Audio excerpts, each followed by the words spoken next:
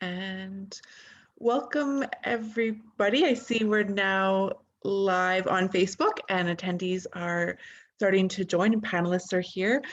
So welcome to the second day of our global and international workshop on CEDAW and sexual orientation and gender identity. This is the second day, and today we're going to be looking at a whole series of kind of digging down into various human rights, specific human rights issues and sexual orientation and gender identity in the context of CEDAW. And we have a really rich array of panelists from all over the world, so we're just so delighted that everyone could be here today. Before I turn over to the expert panelists to hear their thoughts, just some housekeeping. This is being live streamed on Facebook. We would encourage you also to tweet about it, to Facebook about it, to Instagram about it, to TikTok about it, to get the word out there that this is happening. And for those participating, please do feel free to use the chat and Q&A function to ask questions, make comments, interventions. And at the end, there will be lots of time for Q&A and discussion with the panelists, but I would just encourage you throughout their conversation to make those interventions. So I have the honor of chairing the first panel this afternoon, and it is looking at two really important socioeconomic rights in relation to sexual orientation and gender identity, and that's health and education.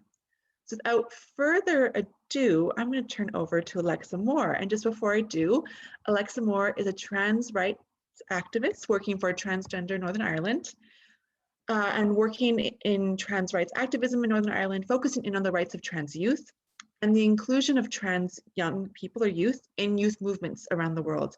And they've been wonderful doing so many. Just reading Alexa's profile this morning was just really awe-inspiring for all the amazing work they're doing. So without further ado, I will turn over to Alexa. Thank you so much. And I just want to say, thank you to yourself, Meghan, for chairing this, and Catherine for inviting me here and providing a platform to discuss the issues facing trans women in health and education in particular right now. So for those of you who don't know me, my name is Alexa Moore. I'm one of the directors of Transgender NI, which is a human rights organisation which supports and advocates for trans communities in Northern Ireland. We run the Belfast Trans Resource Centre, which is a dedicated trans community space in South Belfast. I believe it's one of the only dedicated trans spaces in the whole of the UK and Ireland. So it's actually a pretty big deal, and we're really proud of it. And we've also actually been to CEDAW. I went to CEDAW with Transgender NI in 2019, and it was my first kind of experience interacting with international human rights institutions, and really interesting stuff. But I mean, it's not a pretty picture in the UK when we're talking about trans rights. I'm going to be completely honest. You know, the human rights of trans people of all genders have been under consistent and persistent attack for at least the past 5 years, especially since the Gender Recognition Act consultation was announced and proceeded to be dithered and delayed on for several years. This culture war has particularly been targeted at trans young people, at trans women and trans feminine communities. In the media and in the kind of political class, you know, trans women are portrayed as dangerous, predatory even, and you know, the rights of trans women to live and exist peacefully, to enjoy access, equal access to public space, to be free to work and able to access care, they're not being met, and in many ways they're actually being regressed in the UK. As recently as last weekend, Stonewall's Diversity Champions program came under a pretty coordinated attack from anti-trans actors in the media, the EHRC, and from the actual Minister for Women and Equalities. This Diversity Champions program enables so many LGBTQ plus people to feel safe and respected and supported at work, and gives them an avenue to raise issues while ensuring that their employers are educated on how to support LGBTQ plus staff. And again, it's under coordinated attack from not just the media, not just from the kind of right-wing political class, but also from our national human rights institution in Britain. It's an attempt not just to push trans people to the margins, but to push back on wider LGBTQ plus inclusion in society, in the workplace, and simply to push back on our right to live and exist in the world. And, you know, these human rights abuses are quite quite pronounced in some specific areas, and arguably they're no more egregious than in how trans people are treated when they're accessing healthcare. It's obviously one of the big themes for this panel. It is, to be honest, a statement of fact for me to say that trans people's right to access healthcare and right to non-discrimination in health services is simply not being met. Waiting lists stretch on for years and years, and in Northern Ireland, the Adult Gender Identity Service actually ground to a halt for 3 years before beginning to take new patients again quite slowly a few months ago. And whenever we talk about waiting lists, whenever we talk about kind of small services that are understaffed, underfunded, we do have that kind of that almost tendency to focus on, okay, how much money can we throw at this service? How much staff can we throw at this service? Do we just need to train people a little bit more? And those are absolutely vital aspects of the issues in gender affirming healthcare, but they're not the whole picture. And to look at the whole picture, you actually have to look at the system and the way that the health service views trans identity. Our trans healthcare system is set up to view and treat trans identity as a disorder. We are assessed by a psychiatrist who thinks they know their gender better than we do. We are asked often horrible and invasive questions about our sexual orientation and sexual activity, including young people being asked about their sexual activity. We're asked about our past abuse and trauma. We're forced to, quote, live in role. So wear gender appropriate clothing, pick a gender appropriate name, and come out to every single person in our lives, regardless of the harm that may subject us to. These services have no respect for the autonomy of trans people, and they are not in line with international best practice or human rights standards. They push gender roles onto us, and then trans people get blamed by anti-trans actors for being hyper-masculine or hyper-feminine. They insert these kind of artificial waiting times through their long and kind of stretched out invasive assessment and arbitrary timelines. They breach disability rights law by preventing access to care or placing increased barriers for disabled and neurodiverse people to access transition-related care. One example of this is that under 18s in gender identity services must go through an autism assessment before even getting a whiff of puberty blockers or any kind of gender affirming treatment. They also must go through CAMS, which is our Children and Adolescent Mental Health Service, before being referred to COI, our under 18s gender identity service. Again, framing all of this as a mental health issue, as a disorder. Trans people of all ages must also demonstrate, quote, stable psychosocial health, which I'll be completely honest with you, that's a high bar given the discrimination and abuse and vitriol that trans communities kind of experience on a daily basis. And it's also a high bar given the fact that trans folks actually can't access the healthcare that would generally improve our mental health. And, you know, these requirements are particularly impactful on trans women. They affect trans people of all genders, but they have specific implications for how trans women move through society and live their lives. We experience disproportionate levels of street harassment, sexual assault and abuse, hate crimes, and so on. And by forcing people to come out before they're ready, forcing people to have this kind of real life experience or living in role, and forcing us in these highly gendered and outdated roles, the services are actually putting us directly in harm's way.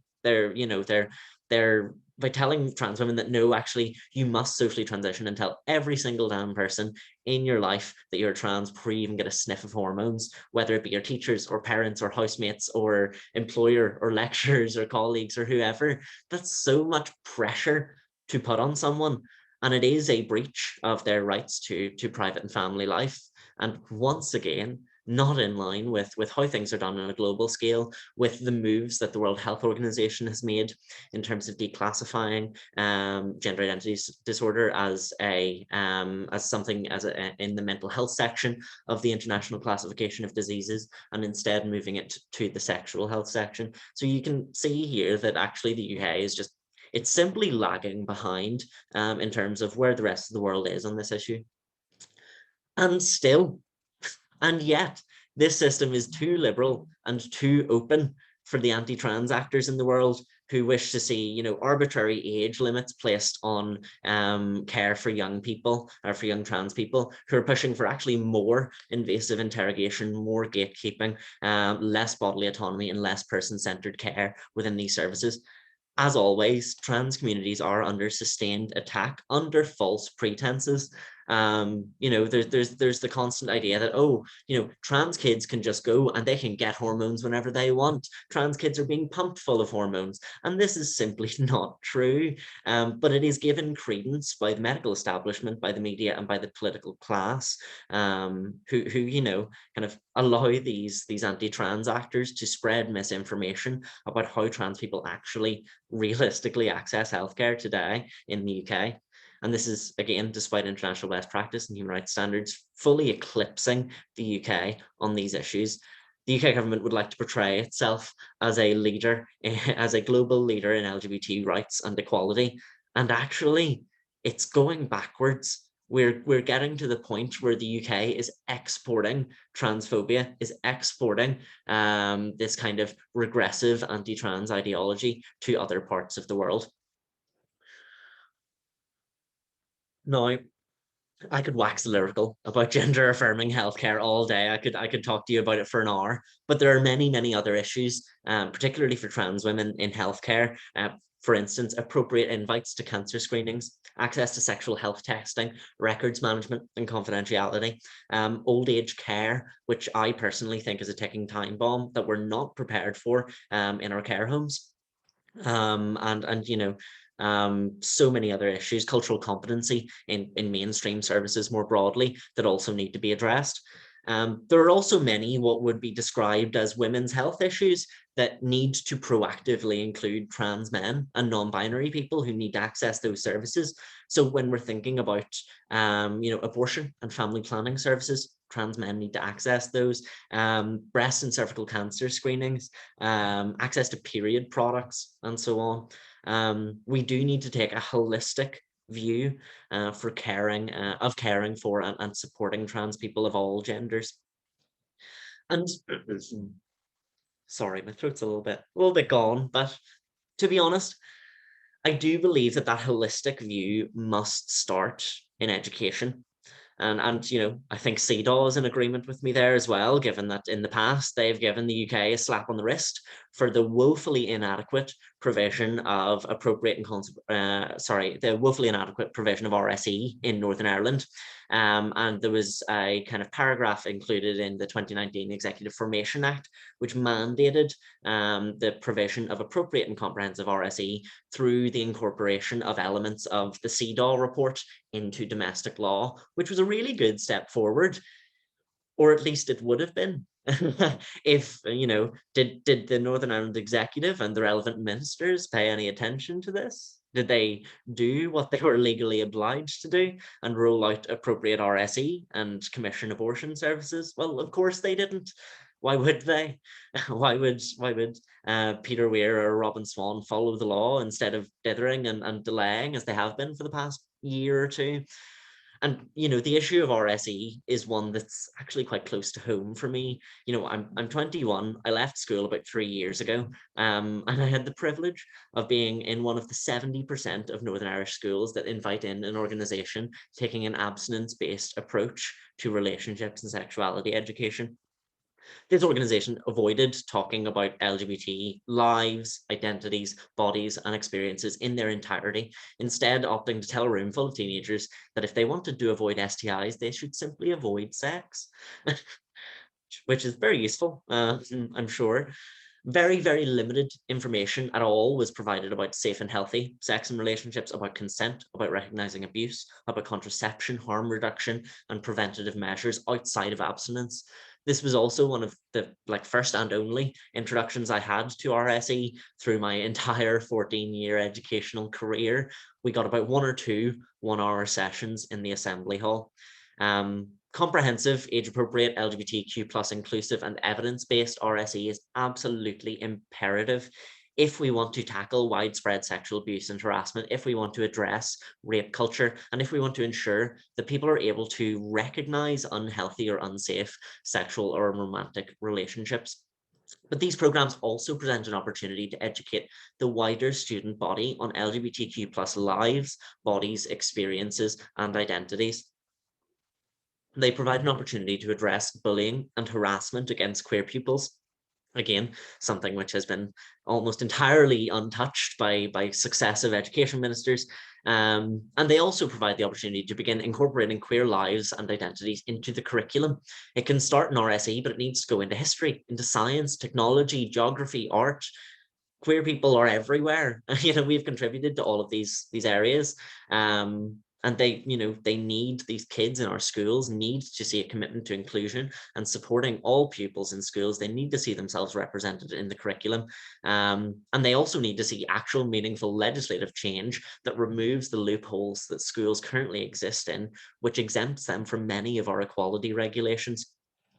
And I think that the kind of gendering of schools as a whole is another issue entirely, but separating our kids and telling them that they're so drastically different that they must be kept separate for the majority of the day based on arbitrary gender markers, it does no one any good, really. And to wrap up, I would just like to reflect on, what CEDAW could do to help. How does CEDAW fit into this? And frankly, I think that CEDAW is in a position now where they have a moral obligation to speak out on this. There are many, many well-funded anti-trans actors in the UK who are using trans rights as a wedge issue to attack the wider LGBTQ+ community, and to attack bodily autonomy and access to reproductive care. We're seeing it in the attack on the concept of Gaelic competence. We're seeing it in the attacks on the inclusion of any LGBT issues in RSE. And these attacks are framed as feminist or defending women's rights. But, we and the vast majority of feminists and women's organizations in Northern Ireland see them for what they are, which is disingenuous, regressive, and sneaky attacks on human rights for all. CEDAW should be speaking out and making it clear that trans rights and women's rights are not in competition or not in conflict with each other. CEDAW must pay attention to the coordinated assault on trans rights, not just in the UK, but around the world, and the chilling effect that this is having on fights for reproductive justice and bodily autonomy more broadly. CEDAW must fight for all women, especially those in the margins.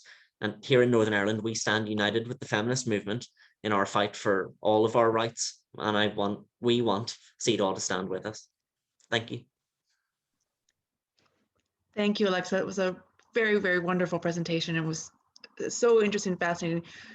Just to pick out two things that you're saying, that what's very interesting is also the holistic approach to the right to health. It's not just we need better funding or we all need to take some sensitivity training. It's really taking a step back at the whole structured systems and how do the systems understand and conceptualize gender identity, sexual orientation, the links between them, as a way to actually realize the right to health that's not in a way paternalistic or patronizing or reinforcing stereotypes. And I think you're calling out of the weaponization of both feminism and trans rights to advance what many of us would see as retrogressive movements, both you can see in the US where they're banning trans women from playing sports. We can see them with the bathroom bill laws, and then you see the rise here of just excluding trans women from feminist spaces. So thank you so much for the intervention. It was so wonderful. And now we're going to turn to our second speaker, who is Marisa Hutchinson. Marisa works for the International Women's Rights Watch Asia Pacific Malaysia Global South. She coordinates the programs on environmental justice and the rights of marginalized groups of women. So the really interesting intersection, which is something I was actually just researching this morning about climate change and women's rights. So Marisa's work is incredibly topical and very, very important. And she's been involved in advocacy with UN mechanisms focusing on gender-based violence and the invisibility of lesbian, bisexual, and queer women. And we're so delighted that she's here this morning, or is it this morning or this evening in your time zone? Whatever time zone you're in, we are delighted that you're here with us. And I will now turn the floor over to you. Thank you. Firstly, I want to say Happy Pride Month to everyone, especially those in the LGBT community, as it's June and Pride Month. So Meghan did a great job at introducing me, so I don't have to do that. So thank you for that. So what I will jump right in and talk about briefly is ERAW. So ERAW was established in 1993 by a group of women from the Global South. and recognizing the potential of the CEDAW Convention in terms of implementing the rights of women. That's the work that ERA has taken on. So within the last, I would like to say 30 years, basically, for the advancement of women's rights through the treaty body of CEDAW. So since 1997, we have worked with many NGOs in over 120 countries, and that is actually the focus of our work. So we work very closely on a number of issues ranging from, as Meghan said, environmental justice, countering regression, in the multilateral system, interrogating borders and the impacts of women's human rights, women and work, and transforming economics and development. So why CEDAW? First of all, because CEDAW is a very political space at all levels within the national, regional, and global level. And we think that it is a good form of advocacy or tool of advocacy for women and other marginalized groups. We also think that with its specific focus on women's rights and marginalized communities, that it gives NGOs and also activists an important role to play in terms of the interpretation of the implementation of CEDAW at the national level, which in turn is very effective in terms of their advocacy strategies, but also in terms of the state's obligations to women and marginalized communities. And it's also that CEDAW takes a very intersectional approach to marginalized and vulnerable groups. And it is considered a very effective space in that it accounts for the different forms of intersectional discrimination and violence experienced by these communities. And it also allows for a political dialogue, which helps in gaining insight on the work that governments do on gender and women's rights, and also lack thereof at the national level. So when it comes to health and education, there's a specific need to acknowledge that their basic rights, basic and fundamental rights, when and where possible, as we can say, and that they should be free, affordable, and accessible to all. However, these rights in most cases are not afforded to people based on their sexual orientation and gender identity, as we know. CEDAW's specific mandate is to ensure that states take appropriate measures to eliminate forms of discrimination against women, girls, and most marginalized communities. And hence, the committee has a specific role to play in ensuring that these issues of health and education impacting these gendered and sexual minorities are heard and addressed at the national, regional, and global level. So in terms of the way in which health and education looks or is influenced at the CEDAW level or within CEDAW, is that, so in terms of CEDAW General Recommendation 24, Article 12, which speaks specifically to women in health, this article was specifically published at the 20th session years ago in 1999, and it takes, again, a specific focus on women in health, which requires that states eliminate discrimination against women within their access to healthcare services, particularly in areas of family planning, pregnancy, and confinement, and during postnatal periods. However, within this general recommendation, we could possibly say, because it's been here 20 years, who knows, but there's no specific reference even then with regards to LGBTQ people, or even persons, or even if there isn't that specific term or those terms, there isn't anything that speaks to persons experiencing violence or discrimination based on their sexual orientation or gender identity. We do, as ERA, acknowledge the importance of this specific article, as it serves specifically, again, for women and health. However, with the article discarding the experiences of people based on their sexual orientation and gender identity, we believe that specific provisions of spaces like this space created by Meghan and Catherine and Loveday, I probably said it incorrectly, is important. And we're very happy to be here again to discuss this. And however, what I think was more important to mention, seeing that general recommendation article is not outdated because it's still used. However, with the publication of General Recommendation 28, which was adopted firstly, I should say, in 2010, but has a specific intersectional approach to state obligation, which speaks to the rights of freedom from gender, discrimination, violence of many groups, inclusive of lesbian, bisexual, transgender, and intersex people, is one of the more specific general recommendations that can be considered. However, again, what I always think of is that people have their biases, which is fine.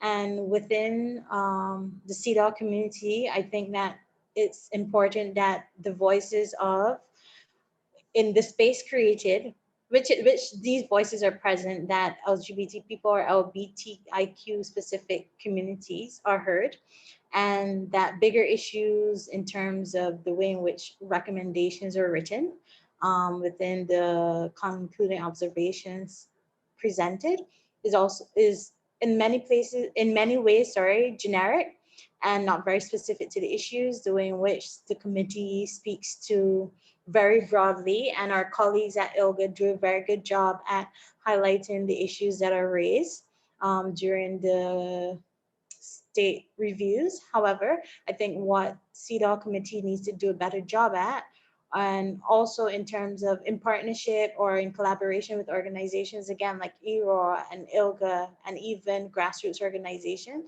what they need to do is bring a deeper focus to, one, more specifically, LGBTIQ people as citizens. I think that citizenship is very far removed from these persons. Especially like say now in instances of COVID. So we know in some countries like Colombia and Indonesia, persons aren't afforded the opportunity to receive the COVID vaccine. And why? Because it's in terms of identification. And that is a structural issue in itself. Because in these countries and others, there is still not the policies or systems in place for persons to be able to change identifications on their documentation. So hence, at a time like this with COVID, it's a bigger problem for persons to just be safe or be vaccinated because documentation is a problem.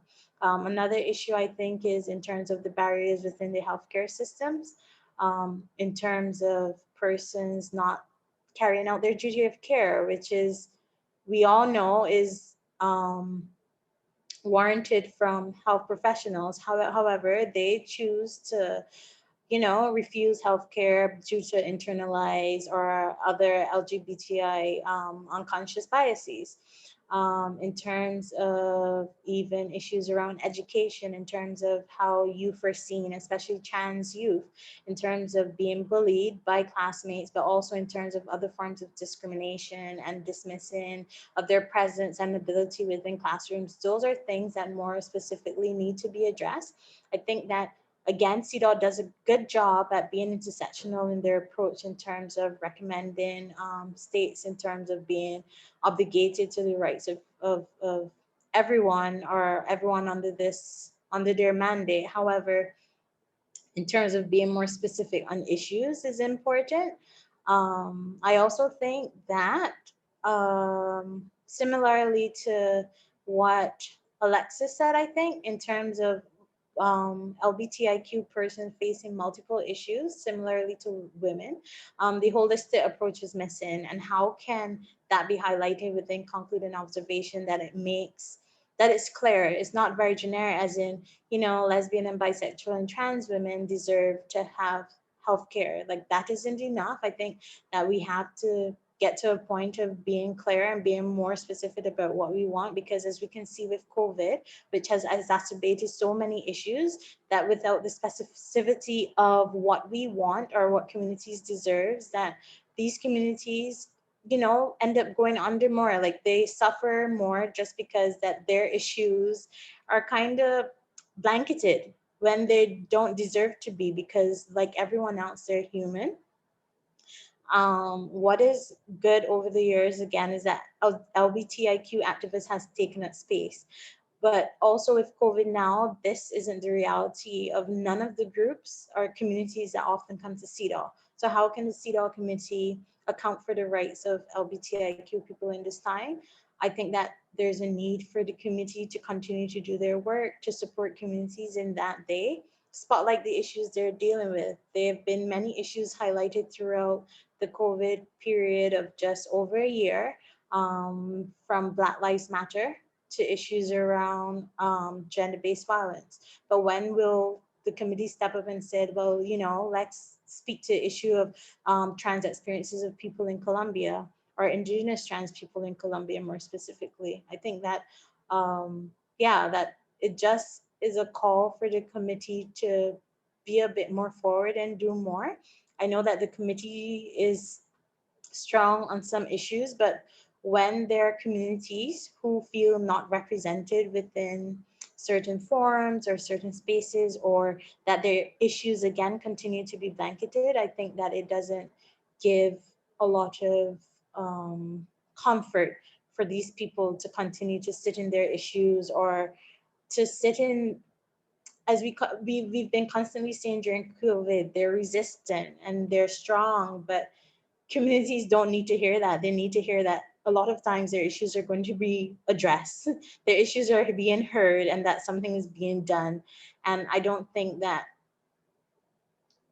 when it comes to the multilateral system that they've done the best job in doing that during this time. And I just want to say again, IRO acknowledges all the work that CEDAW has done. We work very closely with you, and we are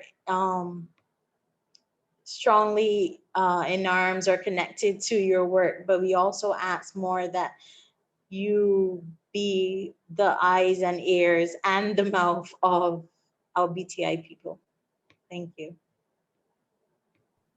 Thank you, Marisa, for that really passionate call to arms, I guess, to ensure that sexual orientation, gender identity in CEDAW are dealt with the degree of specificity that we want to see. So it's not just the generic, these women have equal rights, but where are the inequalities happening? Where is the discrimination being experienced, and how is it being manifest?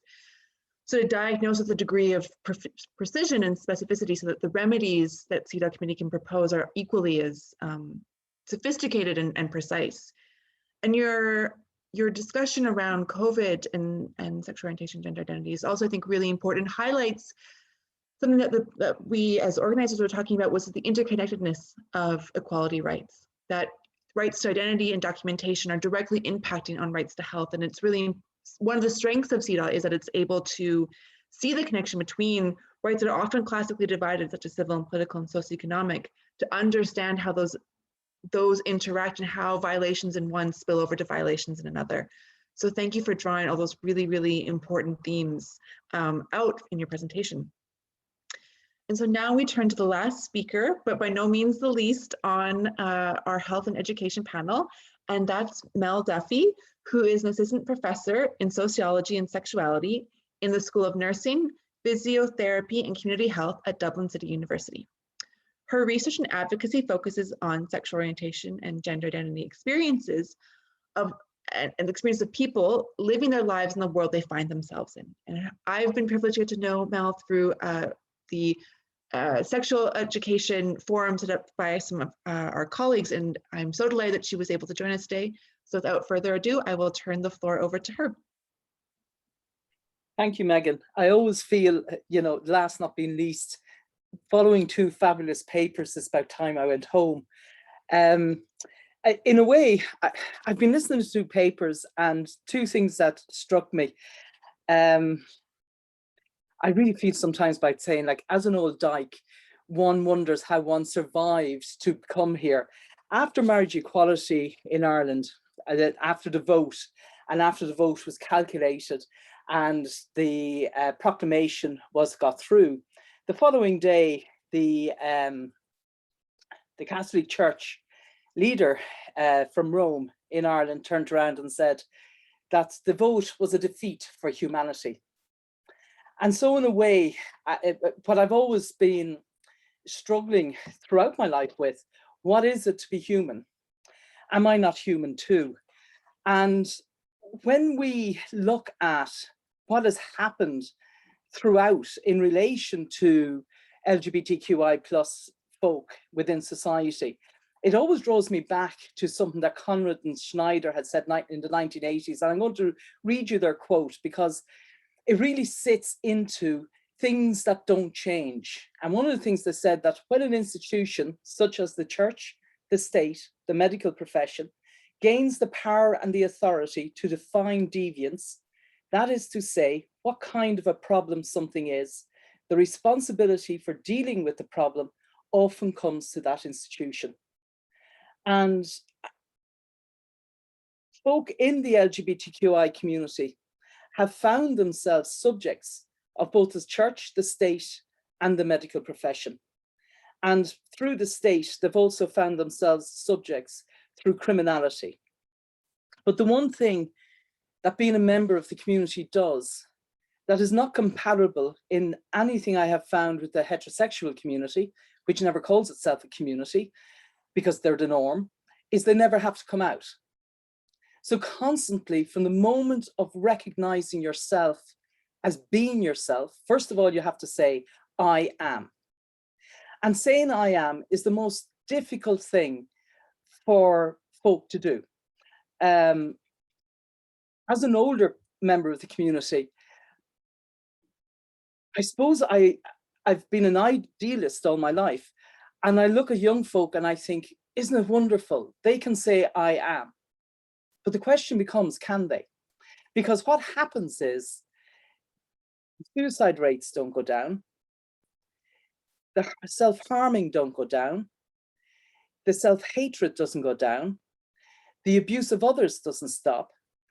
And the total erasure of their existence happens through education, through family, through political organs of the state. So why do I say that?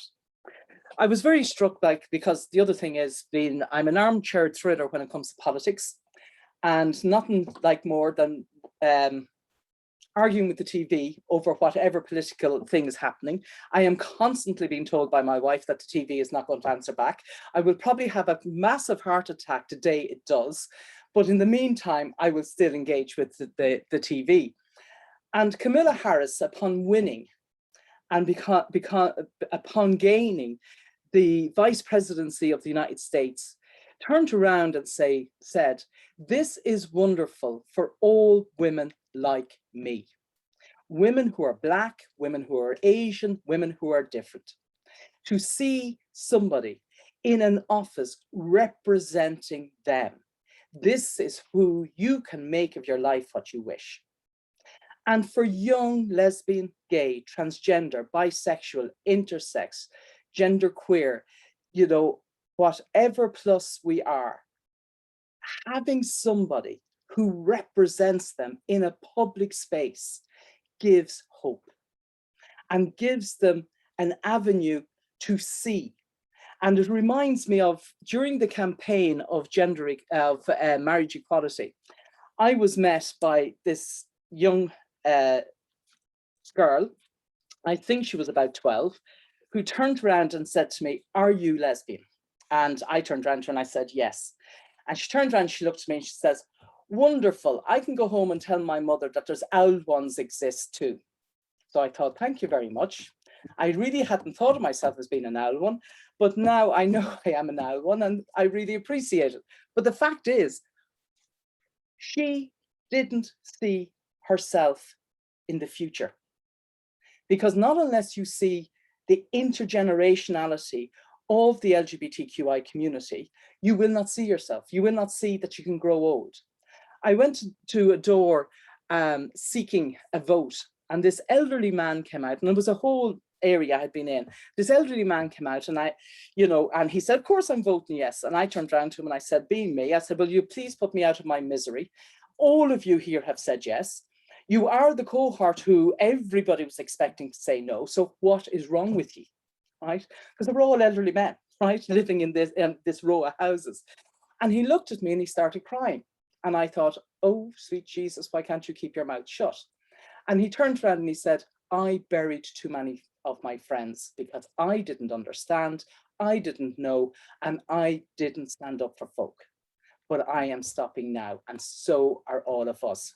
We belong to a men's shed, and we've all stated, yes, we will. And that is the beauty of aging, is being able to look back and say, where do I want to make changes? But when you're young, we cannot and we should not expect the young generation to go through what some of us went through, to be able to look back and said, how did I get here? Why am I still alive? Because statistically, maybe I shouldn't be. So that, in a way, when I think about it, it's covered in politics, it's covered in belief systems, it's covered in family. You know, family for young people, family who embrace who they are, irrespective of who they are, allows people to flourish. But families who have expectations of what you should be, and you must sit within that box, is where trying to fit becomes extremely difficult, and where the mental health service begins to take an avenue into your life. And this becomes problematic for me, because I was born in the era where to be me was to be mentally ill. Now, some would say that I never left that era, but we won't go there. So, but it was the notion of I could be declared unsound, an inability to make decisions, having others to do so for me, and then wondering if I'd ever gain my ability to do that again. And I'm always fearful that what I would call the focus, the light that is put upon mental health and young people of the community is a very dangerous thing, because it states that there's something maybe not quite right about us. Maybe that, you know, given a chance, they'll get to intervene and they get to say what type of person I am. And we don't focus on quality of life very much. We focus on the negatives about us.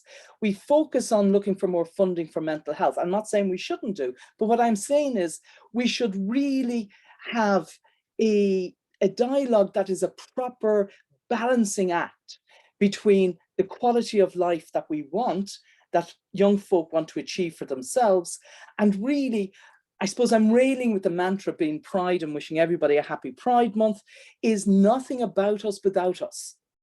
That constantly others making decisions, whether that's in the classroom, whether that's in the universities, whether that's, you know, wherever it is. And I was so engaged in Alexa's notion that, you know, RSE is still not taking account of people. I always think it's very easy to run the flag up a pole. It really is. In God, look how wonderful we are. We've just run a flag up the pole.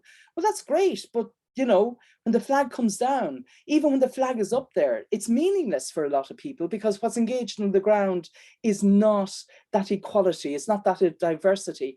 It is the notion of, you know, if I am a trans woman, do I have to be like the next trans woman? Can I not be different to the next trans woman? Do I have to be the same? And it's that notion of sameness that really engages us in wanting to scream and saying, no, we are different. We will cohabitate, we'll be different, and we'll enjoy our difference and our diversity because we are different. Because if we were the same, we'd be goddamn boring. We wouldn't be here because we wouldn't have to hear anybody. We have nothing to gain or nothing to add or whatever. And I do think that, you know, as is well, you know, argued in places, we live in a hostile environment. We really do. We may create in our homes our bubbles. You know, I mean, COVID talked about a bubble. Sure, I've been living in a bubble all my life. My bubble has been either my wife, my children, my closest friends, family members, the ones I trust. You know, I always have a running joke with my colleagues at work. You know, I said, trust is a foreign land. You know, every now and again, I allow you to enter it. But until then, no, because it takes a long time for a lesbian or for a trans person or for an intersex person or a bisexual person or a person of difference to actually trust that that you will be taken as an individual in your own right, that you will be seen as an individual within your own right. And, you know, I think I was really struck as well by the OECD in 2019 when they said, and I thought this was really interesting, in 2017, only 1.4% of people before 1945 considered themselves as LGBT. You know, we talk about numbers all the time. Are we 10%, 5%, 7% of the population? Does it matter? We're here, we're queer, and we're staying, and we ain't going nowhere. And what's really interesting, because we have children that think we're making queers, people forget that, you know, hell, we came out of cis families. You know, they really didn't realize that, you know, we had the normative, you know, heterosexual environment, and it was alien to us. And yet, if we create our own environments, you know, we're creating, inverted commas, little aliens, because they're off populating their own environments, and they arrive out being themselves, whether that is heterosexual, whether that is lesbian, gay, transgender, whoever they find themselves being, they know they can become. And I think that may be different in a way. 2.4% among baby boomers, that's those of us between 46 and 64, only 2.4% of us thought we were gay, or lesbian, or trans, or bisexual. 3.5% among the Generation X, that's the 65s to 79, and 8.2% amongst the millennials. This is really interesting. The more you see, the more acknowledgement that there is diversity, the more inclusive it becomes, the, inverted commas, easier it may be to be yourself. And I think that is what we really need. But when we talk about healthcare and we talk about education, I came across this recently for a paper I was writing on older people, and really, really was interesting, because things you don't think about of where heteronormativity exists. And one of the areas was O'Hara's paper in 2018 on the Dewey Decimal System. Librarians, they're wonderful. They're absolutely, everybody should have a librarian in their lives. O'Hara went and looked at the classification, right? Don't forget, this Dewey Decimal System was 1876. So what she did was she tracked classification and the reclassifications over time. Now, what she find? That the LGBTQ plus category ought to be considered a group of people. Hello, what are we? We're not people. We're back to being inhumans. You know, this is how, you know, the libraries have been, a system has been dealing with us, along with other groups of people. I presume they're the straights, the heterosexuals, the cis, that's what, no, they're not, they're the men. Forget it, women doesn't exist in this, right? So the groups of people that we should belong to are the male group, in the sense that men were people, women aren't yet, because that's what they're about. She explains that LGBT work are classified outside the groups of people, being men, which is the numerical category of 305S on library shelves. So all of us in libraries, go over to your 305 and you'll find the group of people, right? Somewhere they allowed women in. So the reality of the LGBT classification is as follows. I'm going to read from her. She says, LGBT groups of people first made it into the system in 1932 under the straight up offensive abnormal psychology. Well, really, at the end of the day, I like being abnormal, right? Because sometimes when I look at normal, I go, yeah, okay, not for me. By 1989, they had been moved to the different offensive section, social problems, you know, and our wonderful former president talked about women should be, you know, disruptives. So social problems, I suppose being a disruptive, I fit into my social problems, so I'm still all right on that shelf. So where are we now? And so she said, the good news is that the section themselves use modern acceptable terms, and they're found in the section 306.7. Sexual orientation, transgenderism, intersexuality, all sit in 306.7. The bad news is that 306.7 sandwiches LGBT plus people between prostitution, child trafficking on the one side, fetishism, and BDSM on the other. So what you can see is we're still looking at issues and not being seen within themselves. It is what sits within that category, and that's what O'Hara is getting at. She says the classification of the LGBT community in an area dedicated to sex and surrounded by a whiff of deviancy, she would argue that LGBT plus people should be classed in the 305S as a group of people because that is what they are. And I found that extraordinary. And it literally was by chance because I was being nosy and looking for something else and I came across this. And what this says is that for a young person, like no one like me going into the library, sure, look, we'll take it with a piece of salt and we'll be grand with it. But if you're a young person and you're going looking as a first year undergraduate student, you know, where I always say, you know, you come up, let's decide to come up from the country across the divide of Dublin, and then you come and you want to read something about yourself in a domain where having a book in your hands that might have lesbian on it or gay on it or transgender on it is okay, because you're in an environment where reading things is allowed. But look where you have to go to find yourself. That sells a message. That's the kind of thing I'm at, is what kind of message are we selling to young people? And I think in a way, when we sell that message to young people, we're still at the attitudes and the beliefs that there's something not quite right about us, that there's something which I really can't put my finger on that, you know, says we're not quite there yet. And yet, if we look, because I know Rena spoke yesterday about children and families and the positioning in the Republic in relation to children and families, that there's still a long way to go.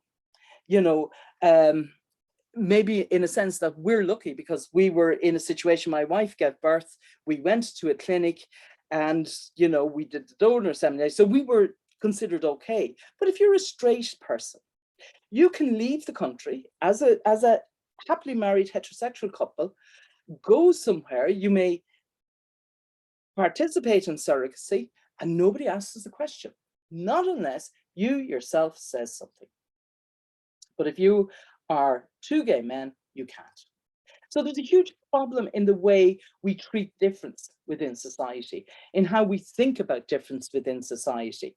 So we're othered on a number of levels. We're othered in the home at times, in education at times, and in health at times. And really, Pride Month is about a celebration of who we are. But when in 2015, we obtained marriage equality and we sit within the Constitution, we removed the parade of difference, the parade of pride from the main thoroughfare of Dublin to the back streets. It was great. You gain equality and you're back down the back lanes where you spent most of your life. And it's almost like, you know, here you go, you got your equality, what with you? And really, in a way, sitting in a constitution only allows you to breathe so far. You continuously have to give life to that constitution in every aspect of the organs of society. By turning around and saying, if we're going to do, you know, sex ed at primary school level, because we do the 5th and 6th class, so that would be what, 12, 11, 12, 13-year-olds. We do the sex education. We cannot have, which we do have at the moment, in the majority of schools, a Catholic organization going in talking about a gift from God. That is fine for your faith, for your belief system. You can be a gift from God, that's fine. But when you're talking about the body, when we're talking about menstruation, when we're talking about periods, when we're talking about growth and development, it is physiological. It is how bodies work. And we need to move it out of a faith-based understanding to a scientific evidence-based understanding, because that is the only way we're going to be able to emerge as fully human, fully understanding. And the other thing, particularly as a woman, I rail against the notion that young boys are moved out of classes when young girls are being you know, given an understanding of periods and what happens and all of their changes in their bodies as if it don't affect men. Well, you really can't talk about, if you want to go to the normative way of thinking in relation to the egg and the sperm and how it lands there, and have the whole issue around menstruation removed from boys. So boys won't understand where the egg came from simply because they're not given an understanding of how a woman's body works. Neither are they given an understanding of the menstruation, the shedding of blood, and why that happens.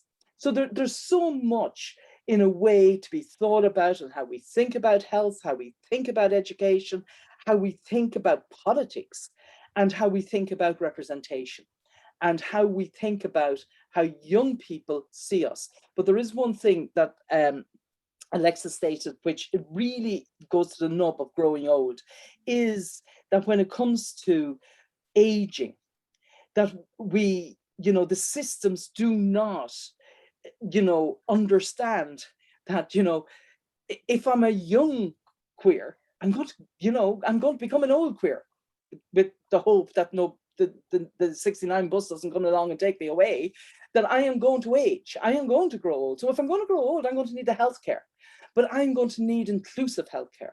And I don't want tolerance, because I think, well, look at, dislike me is much better than tolerating me, because, tolerance in itself it's the same, to me, it's the same coin of dislike bordering on hate. I'll put up with you because I have to put up with you.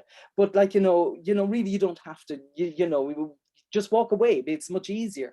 But there are older people in our nursing homes who have gone back into the closet, and who, the dawning of the day of 2015 of marriage equality hasn't led to a better life for them, hasn't led to an aging that it can be a quality of life where they can take themselves and die with dignity with the person that they love and the people they love sitting around them.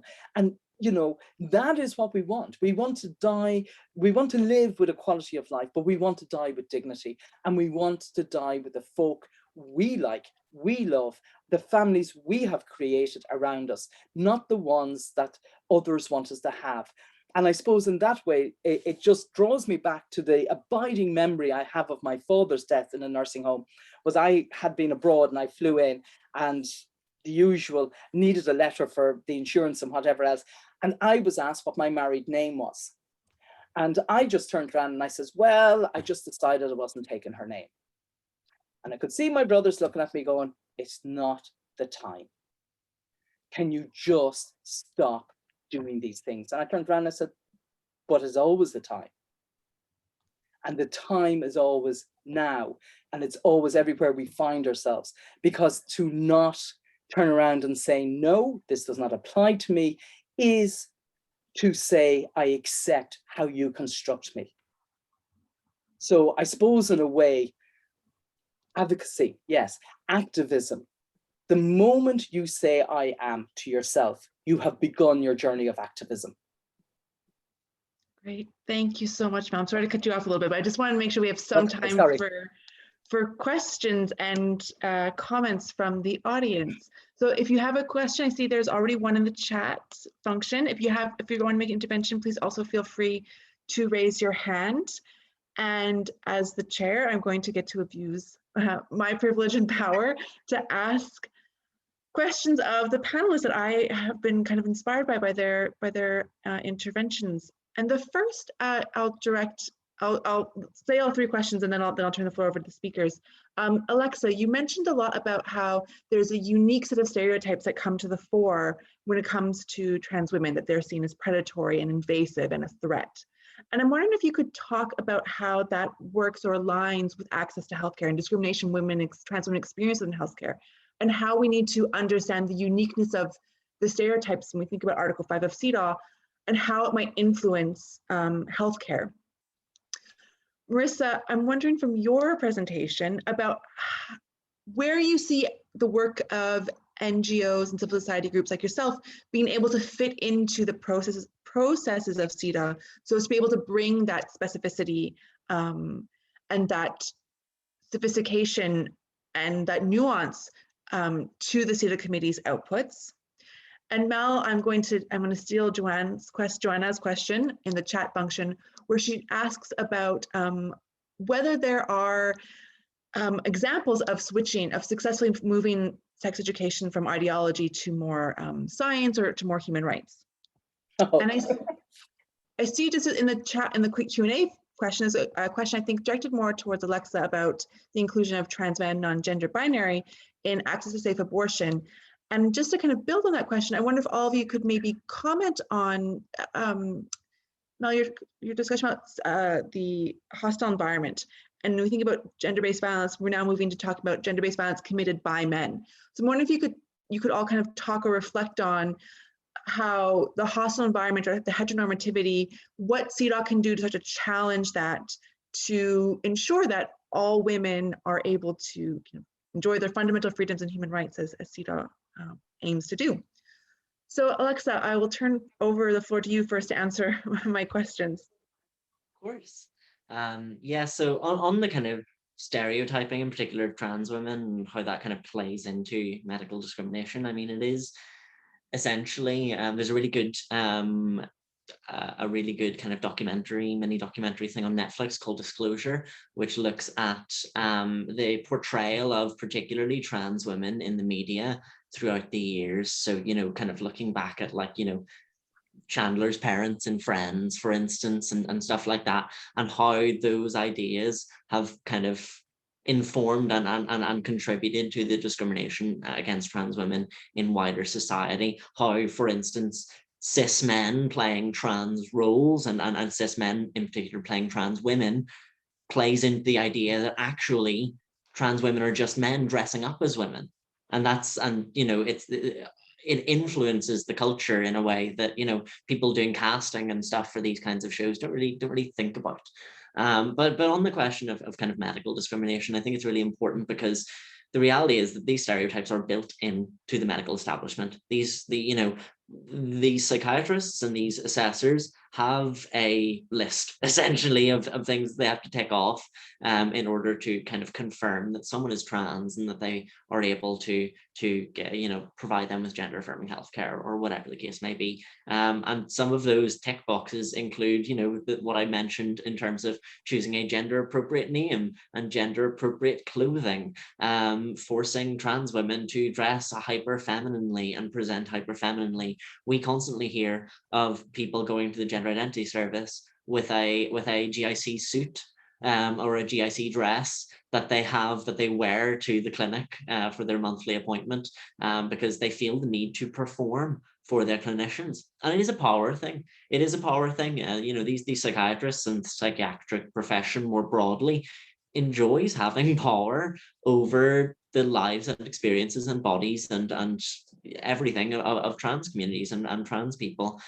So I think it's really important there. There's also, there's other kind of assessment criteria that are built in based on stereotyping of trans women in particular. So one of those is the idea that, trans women are some kind of hypersexual or hypersexualized kind of a subsection of the community. Trans women have sex. It happens, sure, but basically you have essentially this kind of building in of an interrogation on how people have sex, how people enjoy sex, how whether people are tops or bottoms or whatever, and whether people prefer to be dominant or submissive in sex. These are questions that are asked by psychiatrists to trans people and expecting these questions to lead to the psychiatrist having a better understanding of that person's trans status or trans identity. And they are almost, so many of them are based in these kind of outdated notions and these idea of trans women as some kind of hypersexual objects. So I do think that it's really important that we kind of look at the history of how trans women have been portrayed throughout the years and talked about in the media, and look at how that has actually built itself into our structures. Because now we're getting, as I mentioned, the anti-trans actors saying, oh, well, look at those trans people, they're reinforcing gender roles, they're holding us back. They're not in favor of progress, they're not feminists. but we're actually being pushed into this by the medical establishment, by the healthcare system. We're being forced to live in role in this way. On the question of abortion access, you know, we've been doing some really good work with the Abortion Rights Campaign in Northern Ireland, or sorry, the Abortion Rights Campaign in Ireland, and Alliance for Choice in Northern Ireland specifically, on this issue, and on including trans men and non-binary people in abortion services. And, you know, it's even just a thing of kind of changing language, making sure that, you know, the reproductive healthcare and reproductive justice organizations are saying the right things, and you know, kind of are advocating for everyone's access to these services, and not just, you know, cis women's. So, you know, it is quite difficult to make the point that, you know, actually you do need to consider this. I would recommend for people looking for more information on this, or for looking for, like, you know, if you're wanting to incorporate this into your lobbying or whatever, the University of Leeds and Dr. Ruth Pierce did a really, really good project called the Trans Pregnancy Project. If you look it up, it just trans pregnancy, I think .org or something like that. But they did like a conference and some really good research and qualitative data on, you know, the importance of including trans men and non-binary people in issues of reproductive justice, and in issues of abortion services. So I would recommend having a look at that, and just wherever you are, engaging with trans communities on the ground, trans organizations on the ground, to kind of to ensure that they're included in your local kind of advocacy. Thank you, Alexa. Now, Marisa, and I also see that Love Day. Marisa, I don't know if you would be well placed because of your work doing interventions committee. Do you know if the committee has also made any interventions on conversion therapy? So I'll tack on another question to the two I already asked you. Okay, in terms of our role with NGOs, so Urology Pacific, we aim to focus with a more intersectional approach on centering the rights of marginalized women and communities into the political vision of CEDAW.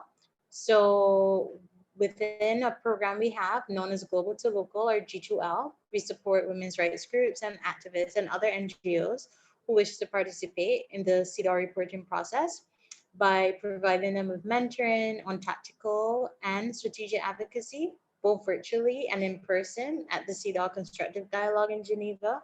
Well, not in this case now, however, we still provide the online support in terms of report writing, and since that the reviews will be happening online in June.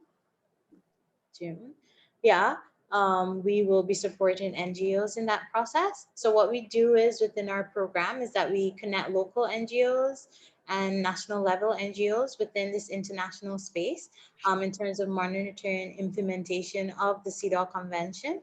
And we also provide substantive engagement between activists and the CEDAW Committee through organized informal spaces created between us and the committee in order to brief them on the issues in country.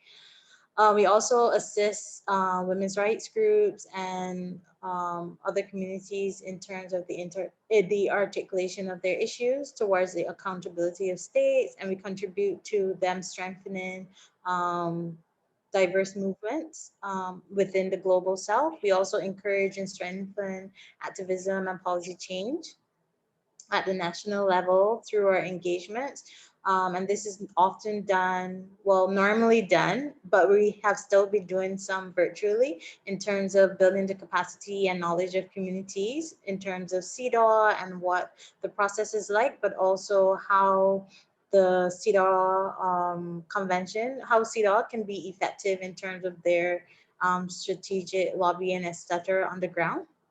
And it provides space, it also provides a space in terms of participants connecting to each other in terms of struggles and movements. And as Alexa said, that they would have went to CEDAW, I'm not sure when, but I am familiar from my colleagues that Alexa would have taken part in a CEDAW review a couple of years ago. And again, it actually helps in connecting persons with their struggles and movements across borders, and helps them to embrace their connected struggles. And in terms of conversion therapy, I can't speak specifically to this because it's not at the top of my mind right now specifically. so I can't say specifically to CEDAW, but I have heard previously mentioned within treaty bodies. But I think that I have a colleague who's actually within this and she just commented in the chat, who has given information saying that CEDAW has referred to conversion therapy a few times. In the last list of issues from Ecuador in 2019, asking for detailed information on measures for prevention of conversion therapy of persons.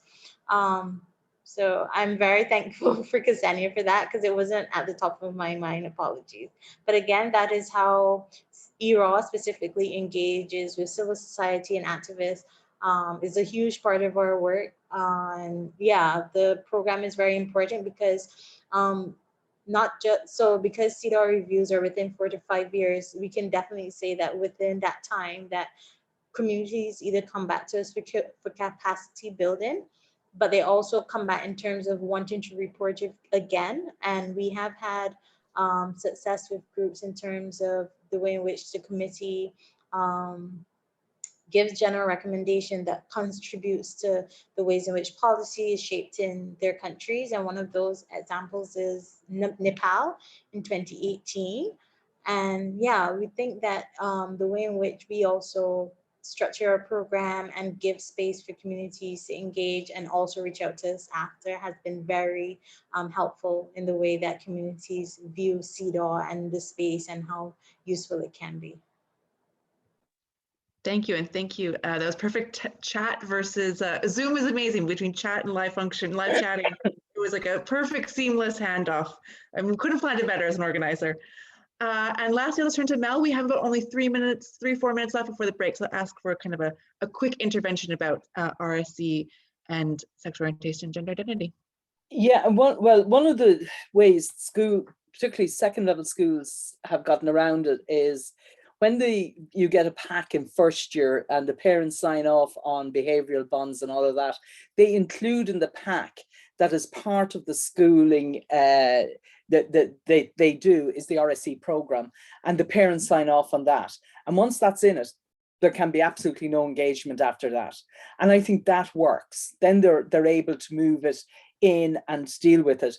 In the research that we did on RSE and teachers, well, in the South, what the teachers are asking for is that they're given that the state allows them to do it.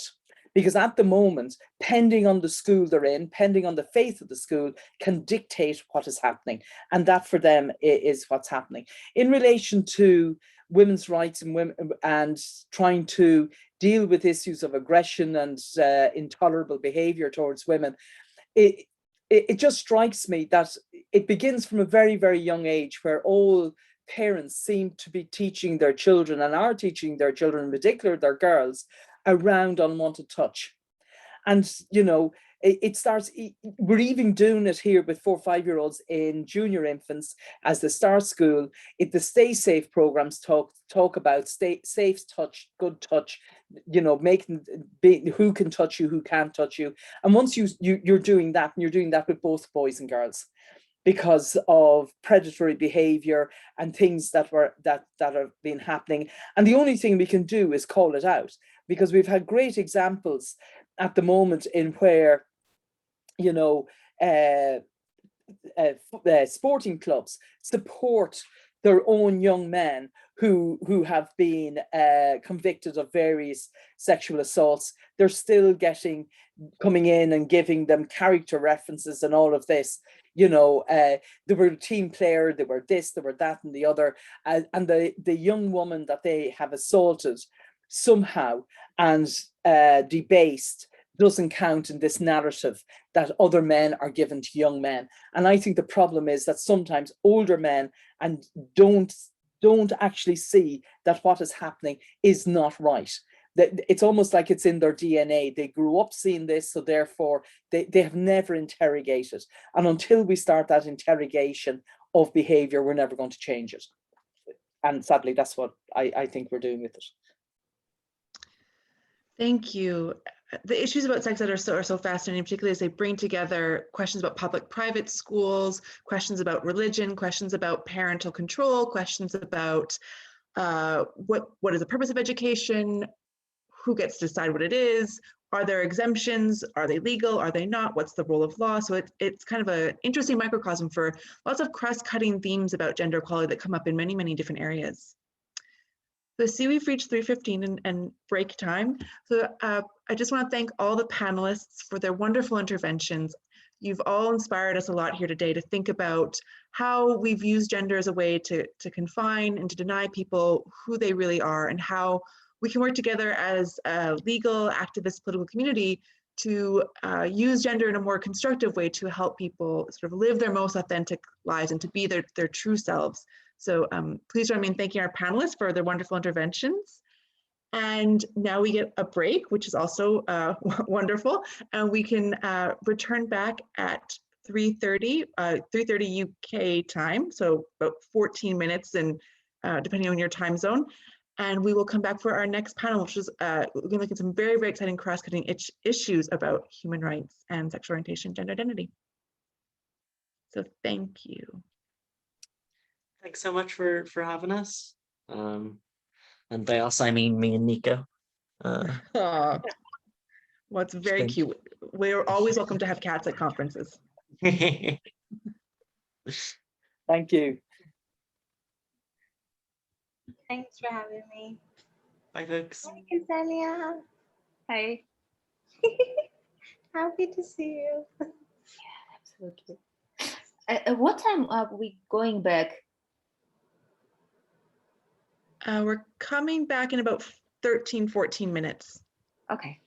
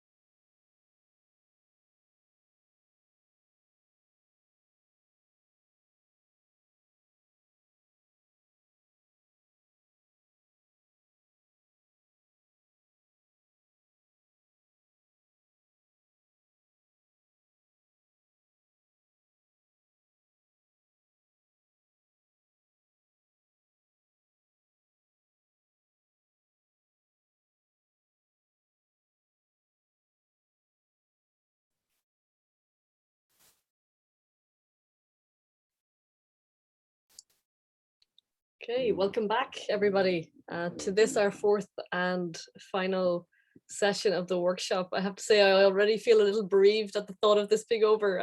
It's just been, discussions have been so rich, and I feel like we're just getting started. But I know this has certainly affirmed for us all just the wealth of energy and enthusiasm and the importance of this discussion. So it falls to me to chair this our last session, our cross-cutting panel session. We did, as you can imagine, really struggled to devise a workshop that was as inclusive as we could make it within the limits of the online delivery and the limits of 4 panels. So for this last session, we looked at civil society activity, we looked at committee activity, we looked at what was coming up around under the optional protocol, and have selected just a very small subset of issues where we do see activity and certainly potential around CEDAW and SOGI. And our panelists are very kindly going to speak to those issues, incredibly well placed also to speak to those issues. So just to note before I get into the cross-cutting panelists, the format for this is we'll have three contributions from our speakers. We'll then move into a Q&A. And then at 4:45, our time here, the last 15 minutes, we're going to move over to hear some concluding thoughts and comments from Marion Bethel from the CEDAW Committee, who's very kindly agreed to round out our discussions today, and indeed has been an avid supporter of our workshop since she became aware of it. So with that, I will commence the introductions. We're very fortunate today to be joined by friends at Colombia Diversa. Lucia Baca is going to speak to work that they've been doing around conflict and questions of CEDAW and SOGI. And we're delighted to have you, and thank you for joining us, Lucia. After that, we'll move to Niels-Erik Hansen, who's a lawyer who's been very involved in bringing asylum-related communications to the CEDAW Committee under the optional protocol. And then we'll hear from Kseniya Kirichenko from IGLA-World, and she's going to be talking about some of her work, including hate speech issues.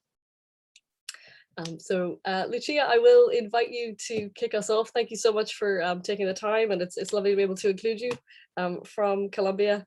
And I'm going to spotlight you now. Hi, Catherine. Hi, everyone. Thank you so much for having me, and thank you to everyone who's joining us. Like Catherine said, my name is Lucia, and I work at Colombia Diversa, which is a leading LGBT rights organization based in Colombia.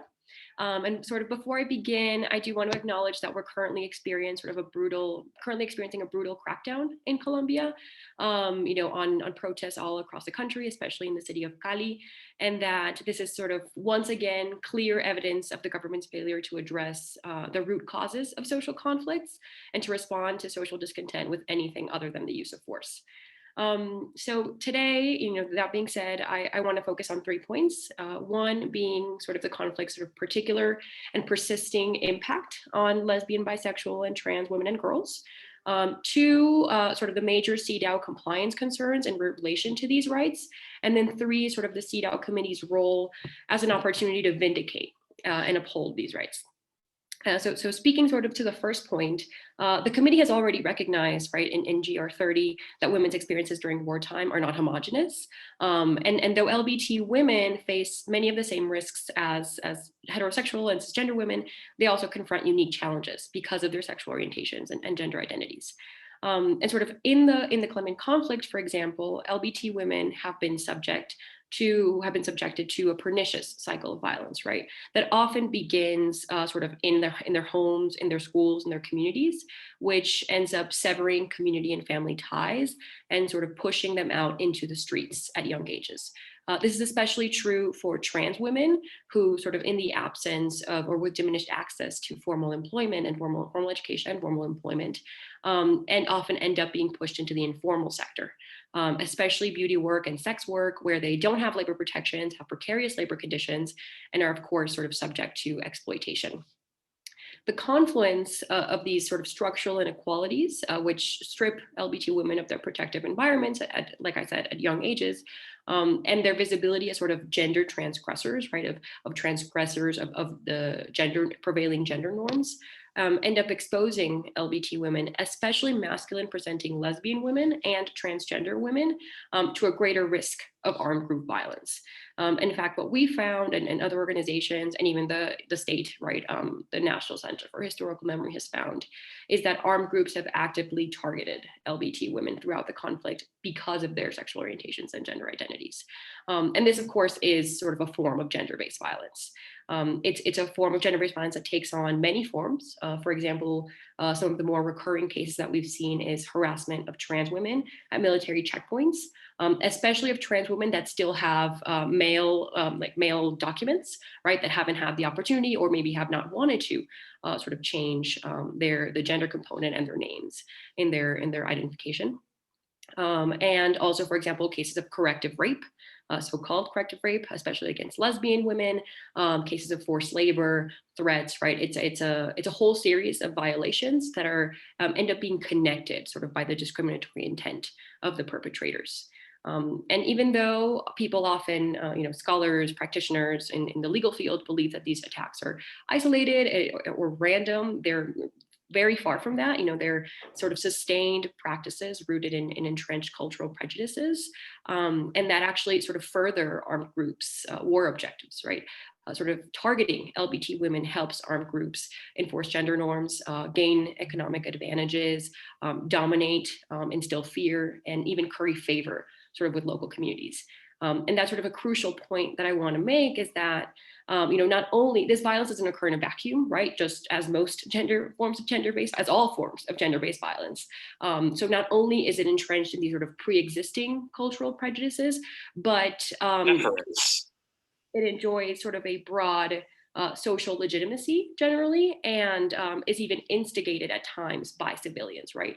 Sort of take advantage of the presence of armed groups to punish or try to correct sort of the gender deviance of these women. And in many cases, these forms of violence end up sort of in the forced displacement and in the sort of disintegration of community groups. So this brings me to my second point, which is sort of some major CEDAW compliance concerns. The first being sort of the Colombian states, the state's lack of due diligence in preventing, investigating, prosecuting, and redressing SOGI-based violence in the conflict.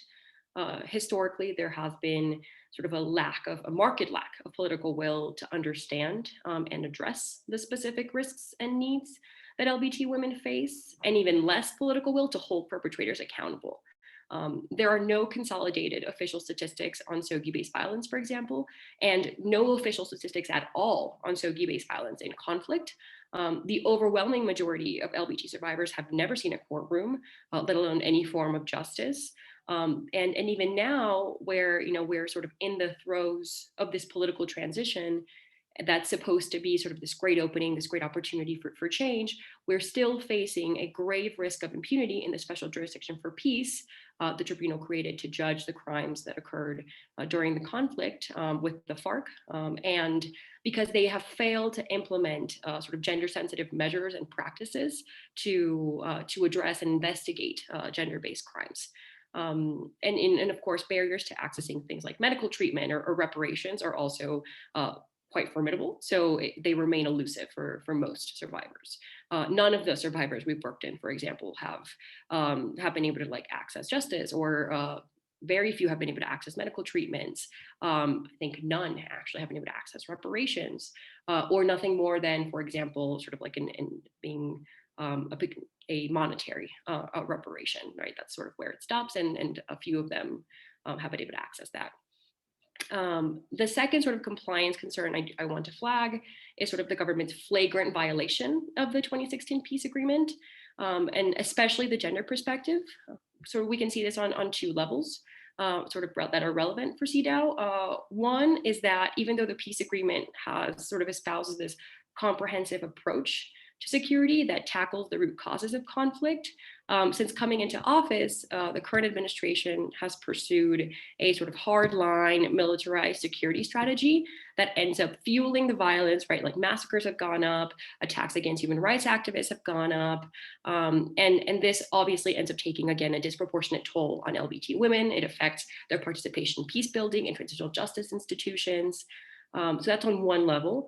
And at the same time, this sort of buffet style approach, right? We implement what is convenient to our interests to the peace agreement has led to sort of a truncated, piecemeal, and exclusionary implementation of the gender perspective. It's as if LBT women were not actually women, right? They're either neglected or actively erased from the gender perspective. They're not counted, right? When the government reports on the implementation of the gender perspective, it almost never reports on the participation of LBT women. And it doesn't even collect that information in many cases. And when we ask about that, it ends up telling us that it's not relevant or that there is no way to collect that information, and even says, oh no, that's private. So, you know, we really can't ask about that, or we don't know how to ask about that. So we just leave it that way. And you know, this is in part because of its ties to these sort of anti-gender fundamentalist groups, which sort of shows its lack of political will to hold on and defend political gains of LBT women against rollbacks. And sort of a final point to make there is that Colombia still does not have a national action plan on women, peace, and security, which could help sort of address some of these issues.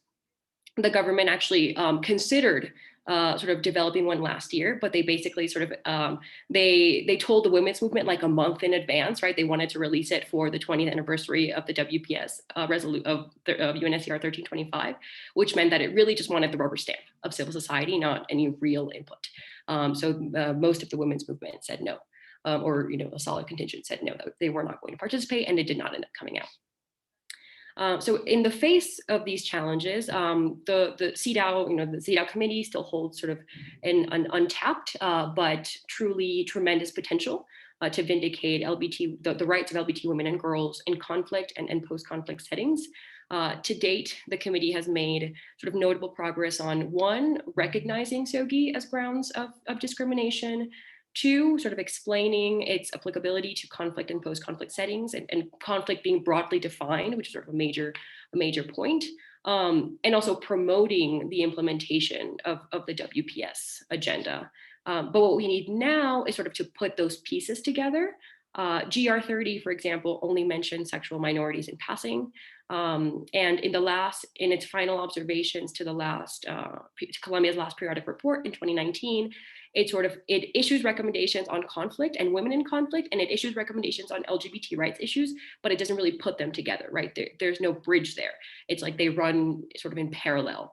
And so, you know, what we need now, the opportunity that's before us, is sort of to deepen that intersectional analysis, really ask what those differential, you know, specific needs and risks are for LBT women and girls in conflict and post-conflict situations, and leverage its monitoring mechanisms to advance their rights, both in relation to the convention and in relation to the WPS agenda, where there's been significantly less political room to push for LBT inclusion.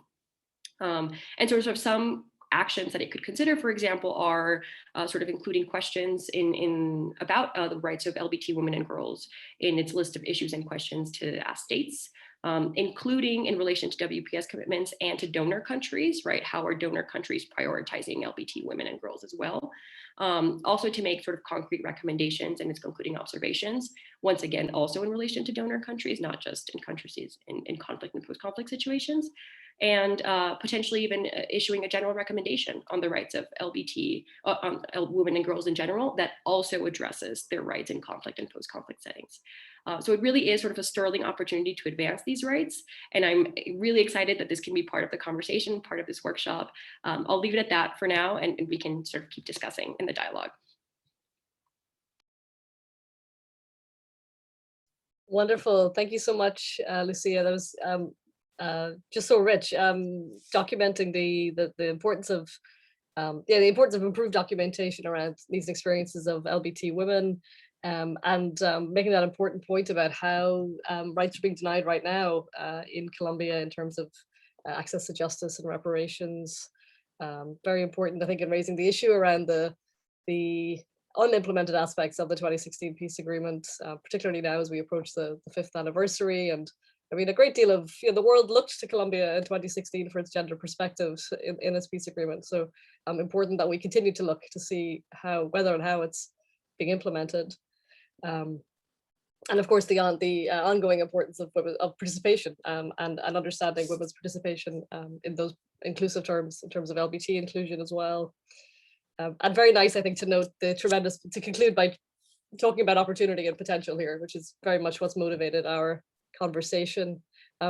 Just before I move to our next speaker, I do actually want to acknowledge that Bandana Rana is here, the CEDAW committee member who's been just very proactive around questions of CEDAW application to conflict and post-conflict settings. So just to acknowledge and welcome you, Bandana. Okay, it's now my pleasure to move to our next speaker, Niels-Erik Hansen. And Niels-Erik, if you're happy, I will spotlight you, and we look forward to hearing from you. Thank you. First of all, thank you for inviting me. This is a great opportunity to share some of the experiences that we have made with work on specific cases, individual cases, on harassment and gender-specific violence. And as a lawyer, what we tend to do is to read the law and also conventions. And it's very clear that if you look into the Torture Convention, you have very specific provisions on the prohibition against torture, that member states are obliged to combat torture.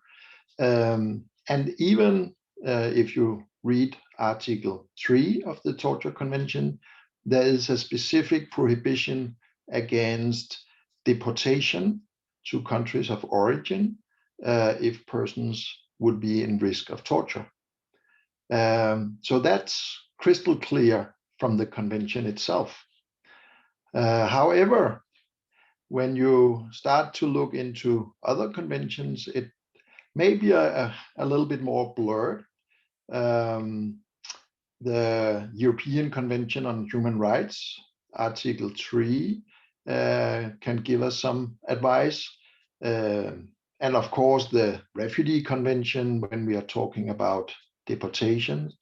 But if you take the text of CEDAW, the Women's Convention, it's really, really disappointing that there are no provisions specifically on gender-specific violence and harassment. We have addressed a number of issues of discrimination against in the labor market and different areas, but it's difficult to see how this convention can be used as a tool to protect women and other groups from violence and deportation. So keeping in mind that one of my professors long ago told me that it's a crime to do legal wishful thinking, we should always be very strict and tell our client exactly what is possible and what is not. From that point of view, we should simply get away with this convention, because there's no opportunity if you just read the words. However, since we have the possibility to bring individual communications to the various committees, the Committee Against Torture, the Human Rights Committee, and also the Women's Committee, luckily, people did do some kind of wishful legal thinking by bringing cases on gender-specific violence. And the committee took on cases and developed case law, which clearly demonstrates that you will be in violation as a member state if you don't provide the necessary protection against gender-specific violence inside your country.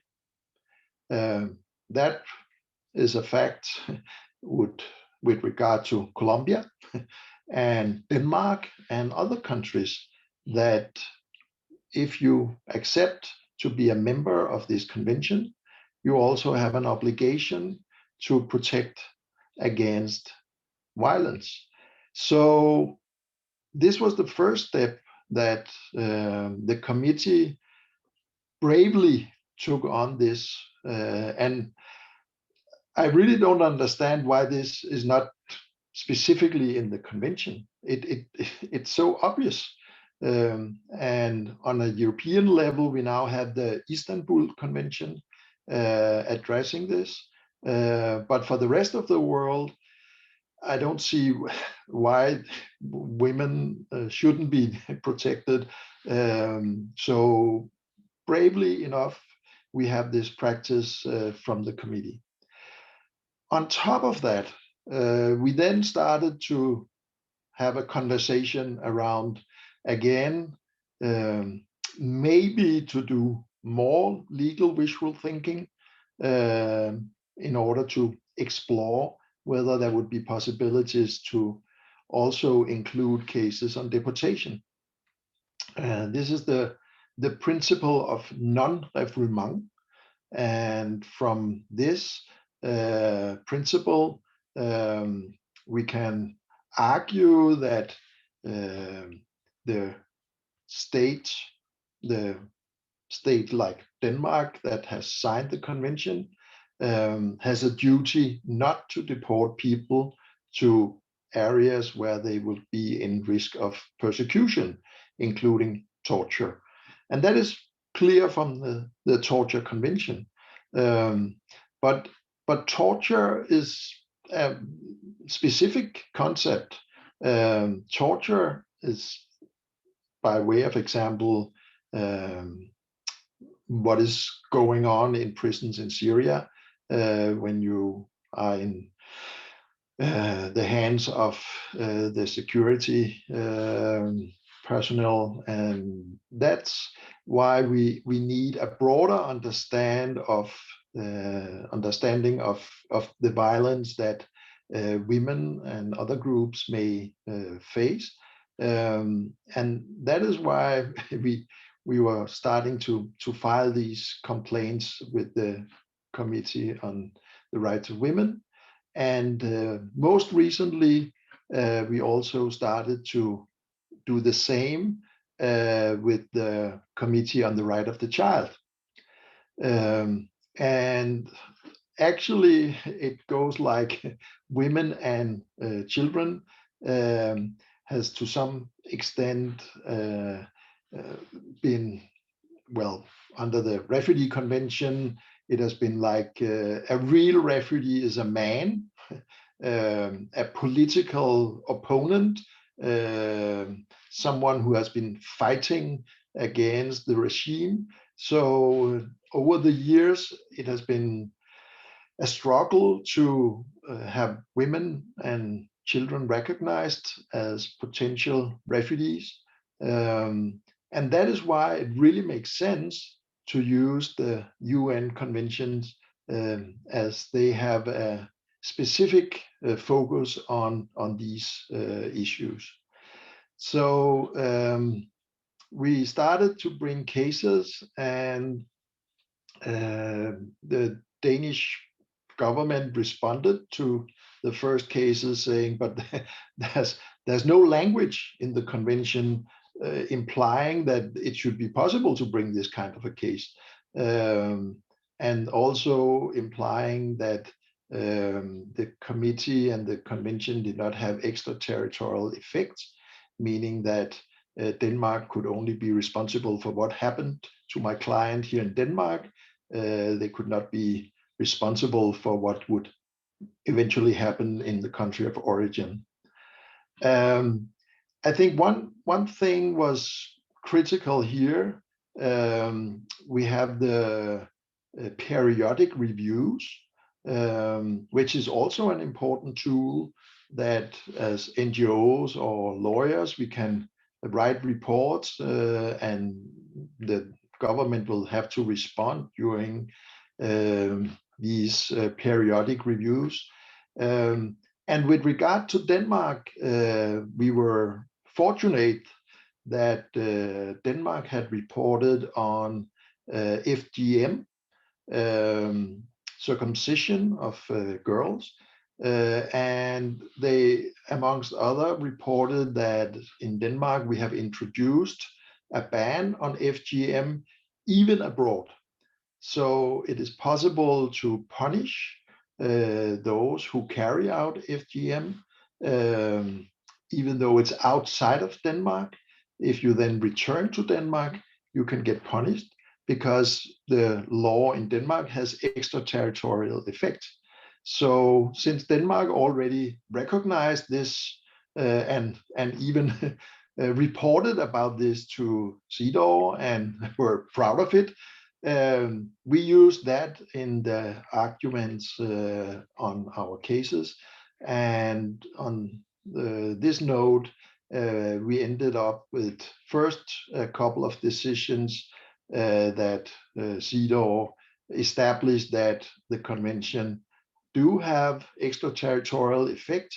And finally, we got the first decision saying that Denmark was in violation of this principle of non-refoulement with regard to a woman who was to be deported to Pakistan.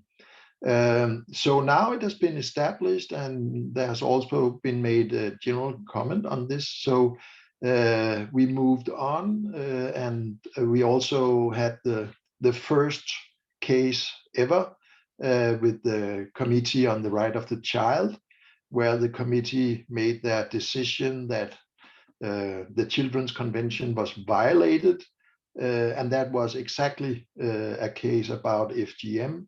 A mother and a small child from Somalia was to be deported, and the committee made the decision that Denmark had violated the Children's Convention if they were to deport the child.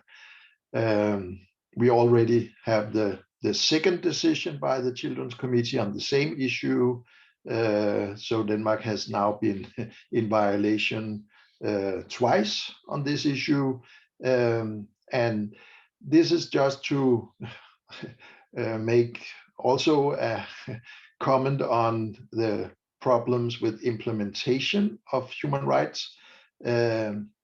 There's unfortunately a difference between having a right and by the end of the day getting the right.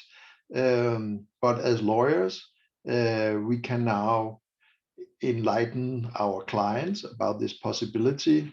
And most importantly, in this kind of cases, we can stop the deportation by filing these complaints. The UN committee can stop the deportation to, let's say, Colombia. With my client here in Denmark, I have clients from Venezuela. And on this note, it is really important for my clients that we take on these cases and file the petitions with the UN committees. And here, now that we have these experiences in front of us, we also start to realize that there is a lack of protection in the law and the conventions on LGBT issues. And again, that is strange. Why is that? But since there is this problem, and since we realized that it is possible to do some wishful legal thinking, we would now take on such cases as well and try to use these possibilities. Hopefully, it will be possible to bring LGBT cases and hopefully we can then again broaden the protection and by the end of the day assist our clients this way around. Thank you. Wonderful. Thank you so much, Niels-Erik. It's so beneficial for us to hear from your practice perspective in terms of bringing these communications and legal actions at several different human rights fora, including CEDAW. So with that, we'll move to our final panelist, who has been really a wonderful, generous contributor for the last 2 days. I feel like we're now all friends, Kseniya. But Kseniya Kirichenko is joining us from IGLA-World. And thank you so much. We'll look forward to hearing your contributions. Yeah, thank you. I have a presentation and I want to share it, but the program told me that host disabled participant screen sharing. So maybe just host can allow me to. Okay. Thank you.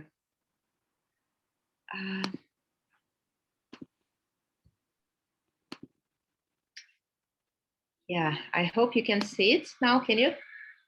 Okay, so my presentation is about specifically individual communications, two individual communications that have been considered by CEDAW.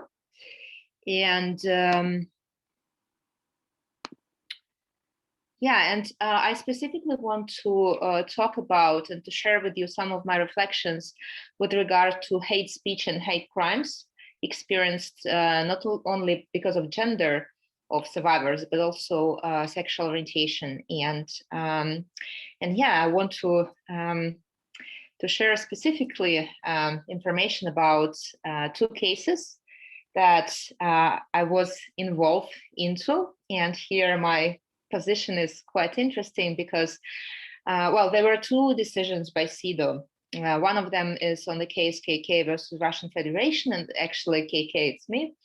And then the second, it's ON and DP versus Russian Federation. I was involved in coordination of this case on the national level when I was working with an LGBT group in St. Petersburg. So these two decisions, they are quite interesting because both of them are about hateful violence. In first case, it's like verbal violence. In the second case, it's physical violence. In both cases, they were about lesbophobic or homophobic type of violence, and both of them are against Russian Federation, which is well known for a clear position against LGBTI human rights. But the first case ended up with an inadmissibility decision in 2019, and the second one allowed CEDAW for the first time actually to recognize that a state party, Russia, violated the rights of lesbian women specifically, and it was done in 2020.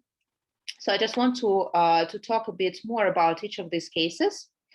And the pictures, KK versus Russian Federation, it's an MP who actually was the author of some derogatory words in relation to me. And here you can see him kind of participating in anti-LGBTI demonstration with a picture of, pedophile criminals.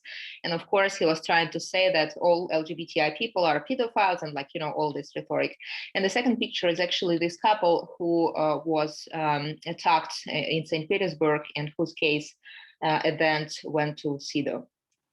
But before I start to talk about specifically cases, I was, I was thinking about this, how as feminist lawyers we can challenge the traditional concepts in international human rights law specifically. And of course, a lot has been written about private and public divide, for instance, and now we also have all these quite progressive concepts and about gender-based violence, for example. It's not considered anymore as purely private matter. But when it comes to some other concepts, for example, deference or fourth instance doctrine, here I think that we can also ask more questions of a feminist nature, and specifically because, as a general rule, international reviewing bodies, including CEDAW or, for example, European Court of Human Rights, they do not go into fact-finding and the application of the national law. For me, to some extent, it also mirrors this, again, public-private divide. And for example, now we do not say that, whatever is happening to usually women in the private realm of home, if it's gender-based violence, someone can intervene. And it's not just their own problem. But when it comes to international cases, for me, it's in a sense similar. So for example, what I experienced in Russia, for CEDAW, as a result, it was like, a private realm of a particular state that should be dealt with private rules of a specific state, and CEDAW would not intervene in this case. So for me, this is problematic from this point. But then we can see that actually there are some exceptions from this deference doctrine, and there are two of them that are usual for all international human rights tribunals and courts and committees. First, it's if national decision-making was clearly arbitrary. The second reason is when the national decision-making amounted to the denial of justice. But CEDAW has also the third specific, very interesting reason to go into fact-finding. And it's when national decision-making was biased or based on gender-based stereotypes, which I think that, at least from a theoretical perspective, could really change like everything that we know about women's rights, because CEDAW can open much more possibilities to review national fact-finding using this specific exception from the deference doctrine. But in practice, what happened in 2 of 3 lesbian cases brought to CEDAW, and 2 of them, the committee actually decided that it would agree with what national courts did. And it was specifically about my case. So KK versus Russian Federation, it was a case about insults that I received from a local MP. We had an opening of a queer culture festival in St. Petersburg, and I was there as a lawyer because I wanted to ensure that we, for example, documenting violations if something will happen, and so on and so forth. I was there, I was standing there, and we were also welcoming guests of the festival. And at some point, this local MP, well known for his homophobic position, arrived with some right-wing activists, and they started just to harass, insult people. And specifically, he was using, not for the first time, but he was using words that we use in Russian language to insult, specifically lesbian women. And it was this word "Peralta" in Russian. So he did this, and I decided that it's just too much, and I'm going to go to the police. I went to the police. I asked them to open an administrative case about discrimination and insults. They refused to do it, and they refused to do it because, as a local MP, as a member of parliament, he had immunity, and there was no procedure to do anything with this immunity. So that was the reason why administrative procedure didn't work. The appeal was also unsuccessful, and then I also decided in parallel to go to civil proceedings, and I was asking the court to recognize the violation, discrimination, insults, also to prohibit the deputy from using this word in the future, and for a monetary compensation for moral damage. During these civil proceedings, we provided an expert linguistic opinion proving that these words, and specifically this word "Peralta," was abusive and derogatory. And in turn, the MP, who, by the way, never came to the court, it was only his representatives, they provided their own expert opinion, also kind of made by a linguist who was expert in business English language, not even Russian. And this expert said that the word "Peralta" actually had several meanings, and probably most likely the MP just invented this word spontaneously. It was not derogatory. And in any case, he was not aware of the derogatory meaning of this word. Based on this, the court refused our claims. So we were refused, and all the appeals remained unsuccessful. So that's kind of facts of the case. And then what happened then? Decision of CEDAW was basically that, well, CEDAW mentioned again this deference doctrine, saying that as a rule, they do not go into fact-finding. National courts in Russia, they reviewed the case. Both parties were able to provide expert statements, and it was found that the word has several meanings. Therefore, CEDAW decided that nothing indicated that there were any reasons to go into fact-finding or to say that there were anything wrong with national decision-making, and the communication was declared inadmissible. When I was trying to analyze and kind of reimagine the decision, I was thinking about maybe 4 main aspects, and one of them is just generally. I was thinking about if hate speech as a concept could be included into CEDAW. And what I did, I looked into all the list of issues and concluding observations by CEDAW, and I found out that actually CEDAW did make specific country recommendations 45 times since 2014. On hate speech, specifically. And in most of the cases, these recommendations were framed under Article 5A, which is about gender stereotypes specifically, and even in some cases about gender-based violence. Also, in many cases, when CEDAW was speaking about hate speech, it was not just about women, but also women who are facing intersectional forms of discrimination, for example, like Roma women, LGBTI women, and so on and so forth. Meaning that the concept of hate speech, as it is being developed by CEDAW, is already intersectional. And then also from these recommendations, country-specific recommendations, I was trying to kind of identify specific state obligations that could be attached to state parties with regard to hate speech, and specifically it included to prevent and publicly condemn hate speech against women, but also to criminalize hate speech and not to consider it under misdemeanor law specifically. So that's what was happening around country periodic reviews and CEDAW and hate speech.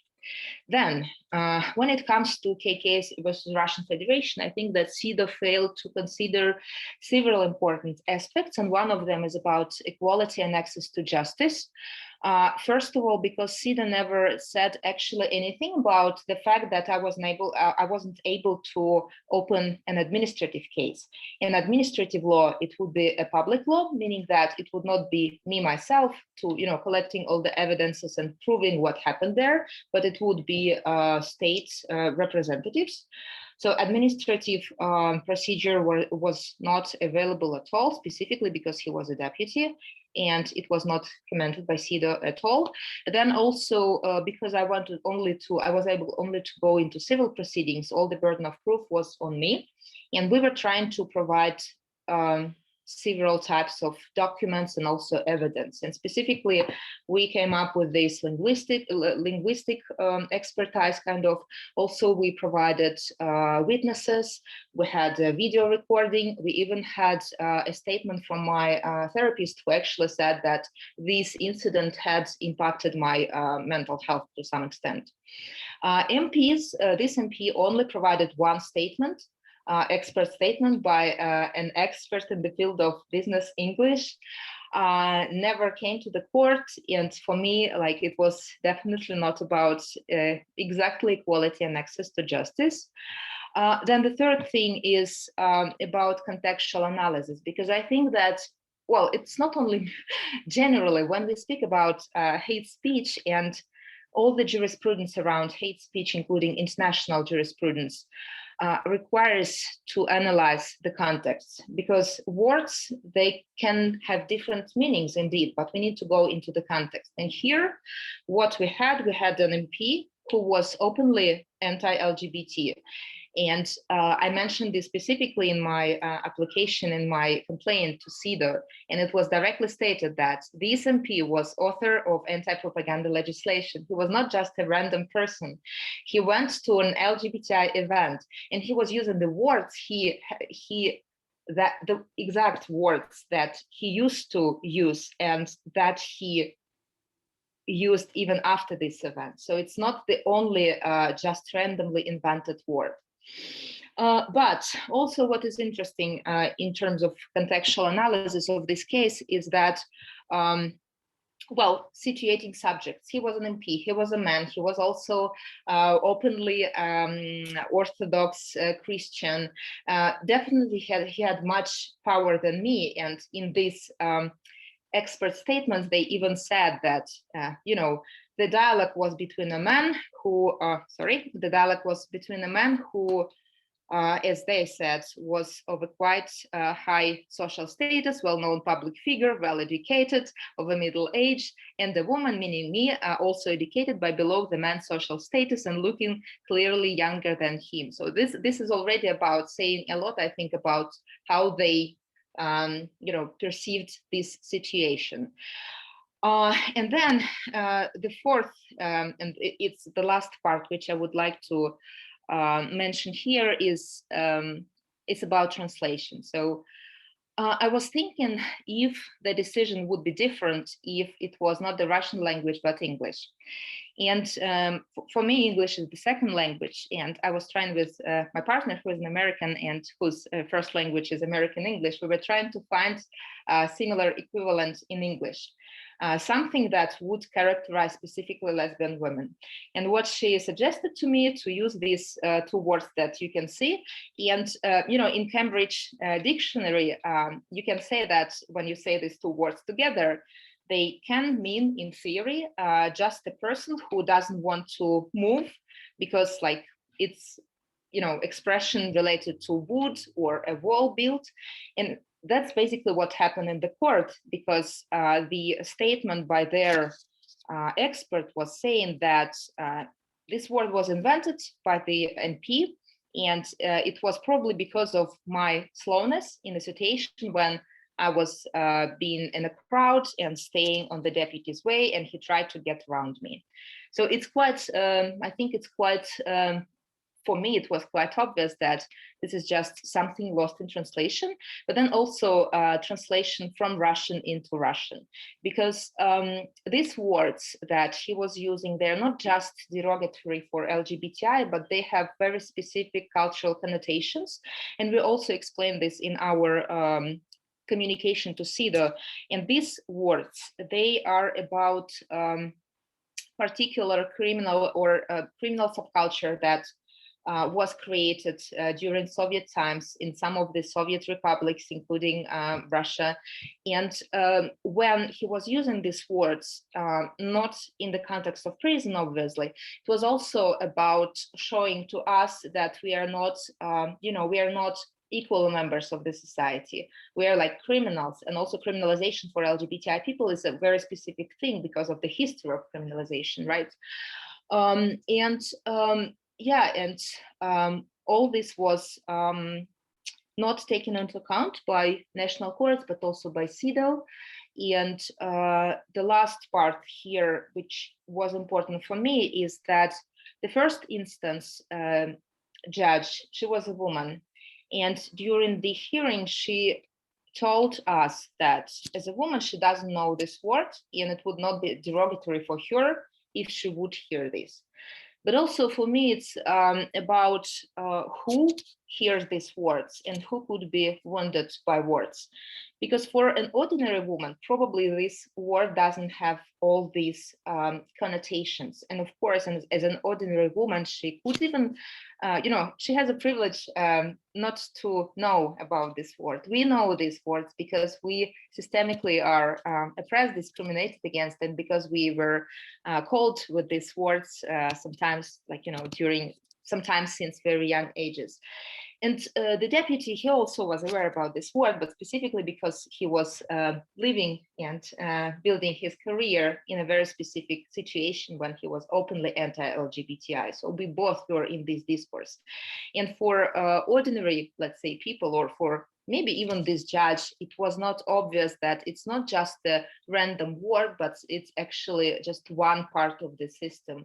When we know that this is all interconnected, we know that this was the MP who introduced the, by the way, criticized by CEDAW, anti-propaganda legislation. We know that this person was constantly attempting to you know, to, for example, to justify homophobic crimes and so on and so forth. But for a judge, probably it was just a isolated incident. And from all this, so my conclusions with regard to KK versus Russian Federation, I think that CEDAW actually had all the opportunities to at least consider this communication admissible and maybe even to find a violation.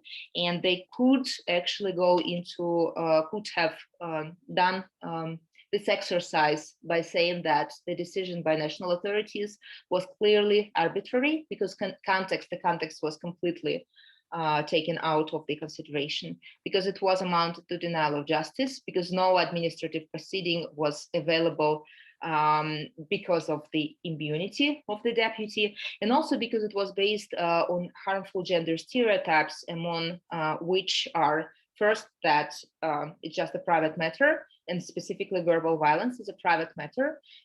Therefore, we don't have criminal or administrative proceeding, we just go into civil court. And then second is that there is no systemic discrimination against lesbian women in Russia, because that's basically the meaning of this decision when we say that it's just like an isolated incident of just one word, which has different meanings. The third stereotype was also about like respectable men who would not use such words. And actually that was one of the arguments in their, in the MP's expert statement. They were saying that he, as a respectable man, as this like high social class man, he would never know this criminal meaning, specific meanings, jargon of these words. And finally, it's like, who is a trustworthy subject, and do we want actually to believe a woman? And probably in this case, no. And I think that it was clear that this decision and what the national authorities in Russia, what they did was based on gender stereotypes. And therefore, I think, and I claim that CEDAW could have made a different decision, but well, that's what we had there. And then I also have some slides about the other decision, but I don't think if I have time. No, okay. But maybe I just can say that there was also another decision about hate crimes, where actually CEDAW for the first time recognized that there was a violation, specifically in relation to the lack of effective investigation into an incident of physical violence against a lesbian couple, and specifically because the hatred, lesbophobic motive of the violence was not taken into account. So that's kind of positive decision, an example of positive decision that could also influence the future jurisprudence and development of the jurisprudence of CEDAW. That's all from my side.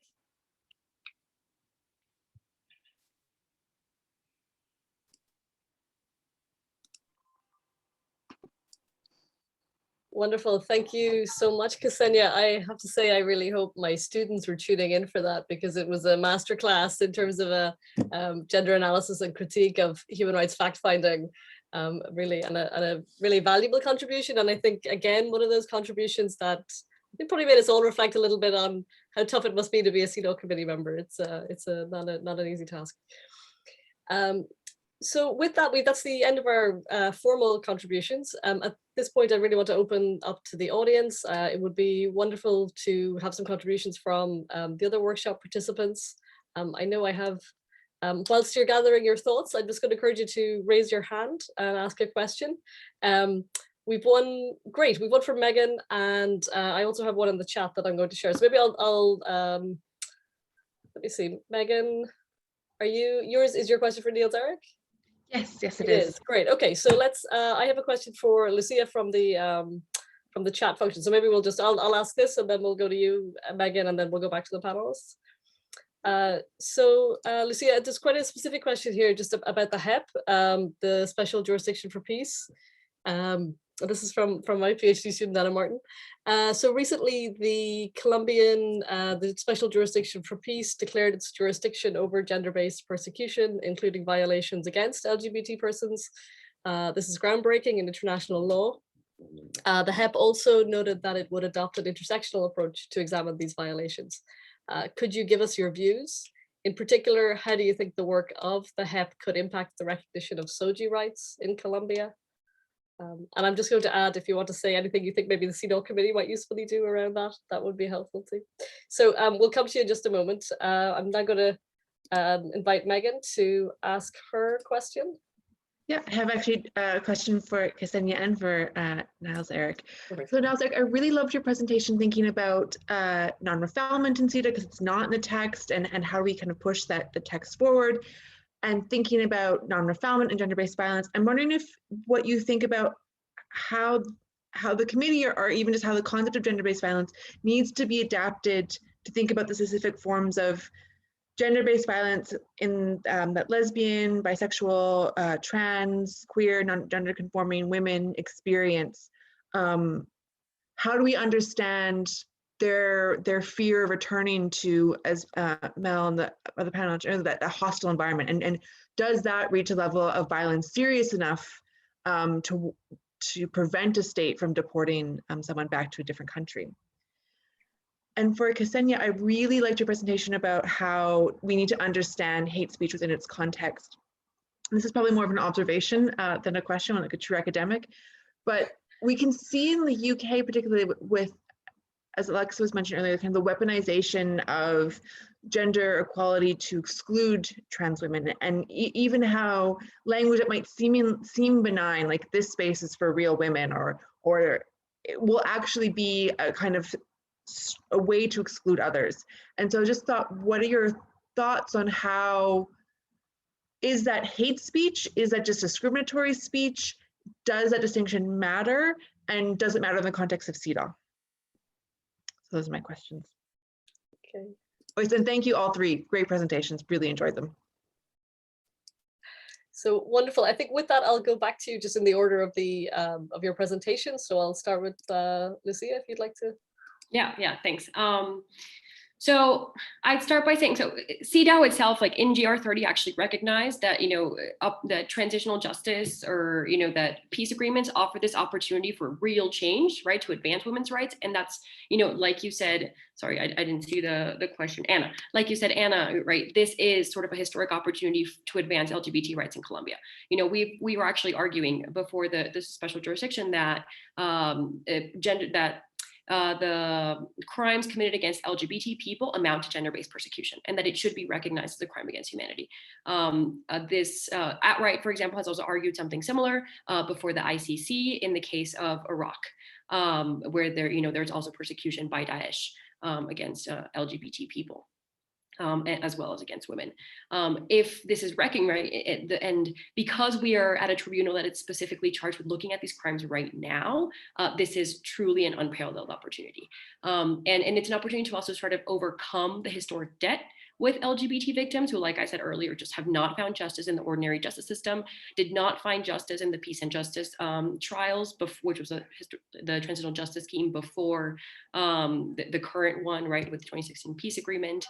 That being said, the HIP is not currently taking advantage of this opportunity as it should be. It is not living up to the historical moment. And there are many reasons for this, but I'll just give three really quickly, and which are very relevant for CEDAW. One is that the current structure of the HIP doesn't allow them to actually see the full extent, the gravity, the systematicity of gender-based violence, of sexual violence, of persecution of LGBT people in the conflict. Because the way the cases are structured is that they're either focused on one specific violation. For example, K001 is on kidnappings by FARC. Or they're focused on specific regions. For example, K002 is on 3 municipalities in a department in the Pacific Southwest of the country, right? Conflict affected regions. None of those cases are currently focused solely on gender-based crimes. And while in theory, it would be great if they could mainstream that right across all of the cases, that just is not happening. In fact, what ends up happening is that the cases ended up being sort of parceled out into the different cases, and they end up being studied either in relation to other violations or in relation to specific territories. And because of a lack of funding, a lack of expertise, a lack of prioritization, it just isn't working, right? So we need a specific case on this to actually get to actually understand what role this violence played in the conflict and get justice for victims and survivors. It's also pursuing very narrow and patriarchal legal interpretations of legal concepts. for example, like conflict-related sexual violence, which is, for example, sort of a key point for CEDAW too. It's just to think about sexual violence more broadly. And this even goes against sort of like established legal standards in Colombia and internationally. And it's definitely an issue, sort of like Kseniya was pointing out earlier, of the private-public divide, right? They're still sort of reproducing the stereotype that many of these cases of sexual violence occur in the private sphere. And so they're opportunistic cases of violence, and they're not connected to the armed conflict, and so don't end up looking at them. Similar things have happened with concepts like systematic violations, right, which is crucial to understanding, to judging crimes against humanity. It's always based, or it's been based in recent decisions on sort of a quantitative criteria. And what we've been trying to say to them is, if you don't look at this from a gendered lens, you're not going to be able to judge these crimes or to investigate them seriously, because you're not going to get the same number of violations against LGBT people as you are of forced displacements in the country, right? There may not be thousands of these cases that like reach the jurisdiction, but that makes sense because each of these individual violations has a ripple effect, right? That sort of impacts all other LGBT people, all other people that can identify with the survivor, and that causes them to leave that town, causes them to hide their sexual orientations, to hide their true gender identities. And so you can't really think about it in the same way. They're not doing that. And they also don't have gender sensitive lines of questioning. And they'll ask sort of like convoluted or inaccessible questions, and they'll ask one question, which is, they'll ask, for example, like a former combatant, did you guys discriminate LGBT people? And like the guy will just sit there and say, no, of course not. And then they'll move on. Right. And so whereas with other violations, they'll sort of like dig a little bit deeper and sort of push past a little bit of that initial sort of denial of the violence. Here, they just end up sitting with that denial. And so, these are things that, CEDAW has addressed for even in the general recommendation 30, right? There needs to be gender sensitive practices for investigating these crimes. And if there isn't, we just end up having more impunity. And it would be great, for example, if there could be sort of like more monitoring, right? In the next cycle, when for Colombia's next periodic report about what the HEP is doing and how it's actually investigating these crimes, whether it's living up to national, international legal standards, whether it's actually applying its gender sensitive mandate. So I think that's vital. Fantastic. Thank you so much, Lucia. Niels-Erik, I'm going to move to you. You had a very specific question there from Meghan Campbell. I would like to try to share the screen. That...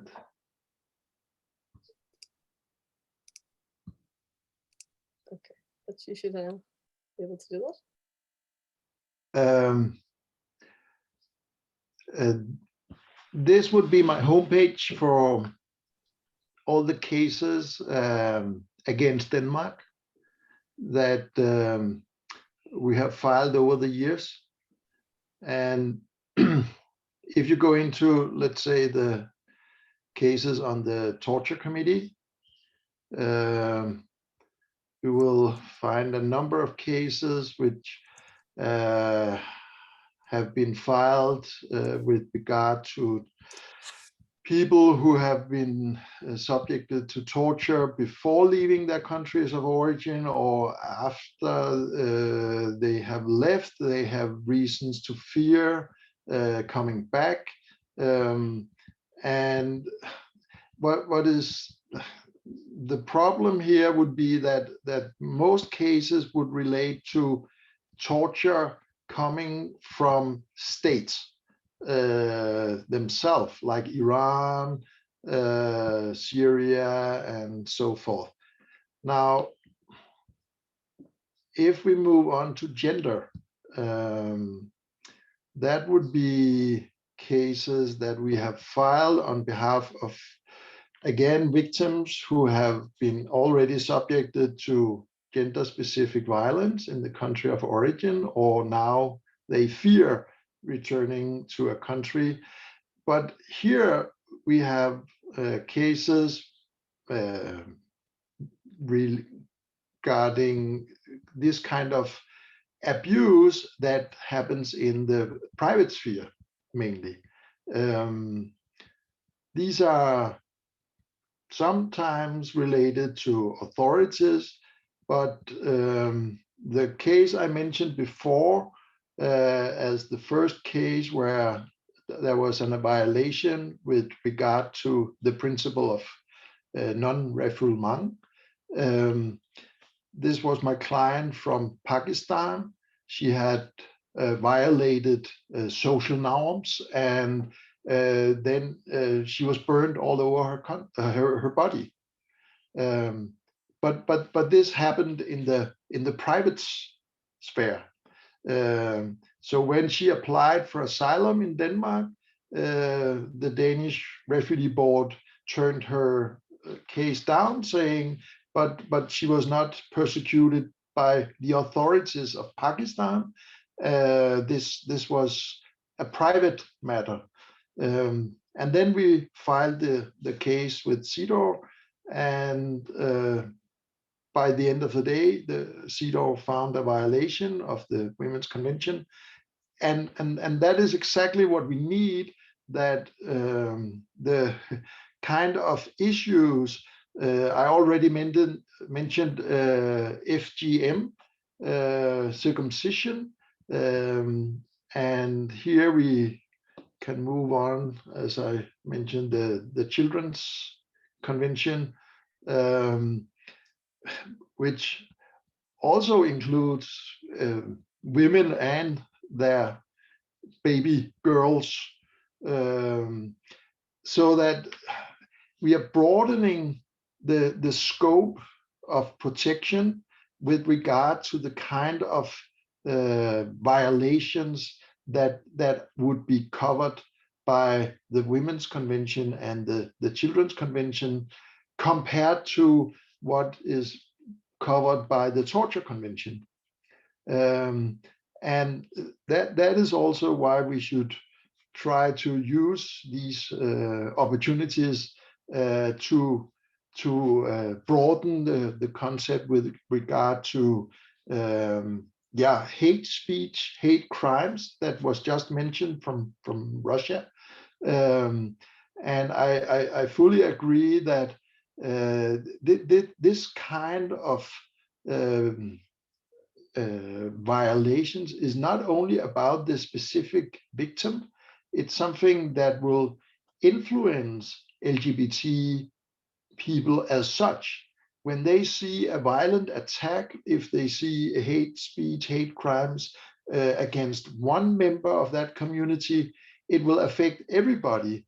And that's why it needs to be a specific crime by the legislation of the country.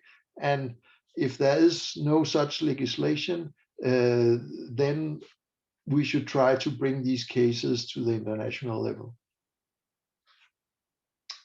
Thank you.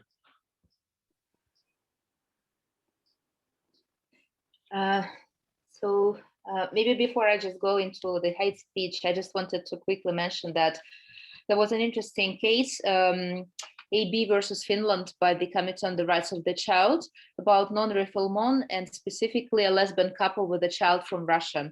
And it was a positive decision at the end. So I think that maybe CEDAW can actually also, adopt some approaches by other committees in this field. Because for us, when we went to CEDAW, for us it was important because we can in Russia we can choose between the European Court of Human Rights and CEDAW, and for us it was important to go specifically into to CEDAW because you see CEDAW as specifically like women's rights mechanisms, mostly consisted of women, mostly consisted of feminists, and therefore for us it was important not just to receive some analysis, legal analysis of the case, but also to receive this intersectional feminist analysis. And also I mentioned this deference doctrine and so on and so forth, and I think that it can also be developed with refugee cases because, for example, there was a case AS versus Denmark, actually led by Niels, about a lesbian refugee who was refused asylum seeker who was refused refugee status in Denmark. And I think that also CEDAW decided that national authorities made everything perfectly and there was no stereotypes, but I think that with deeper analysis, maybe some stereotypes could be revealed, including, for example, compulsory heterosexuality, meaning that when a woman has to prove that she is a lesbian, we don't have to prove that we are heterosexual, right? And when we have to prove that we are not heterosexual, there is something about already some presumptions that could be challenged. And I think that if attorneys or activists, if they want to have more positive decisions, maybe it would be great also to think about stereotypes and naming stereotypes in the national decision making. So also to help CEDAW to develop jurisprudence.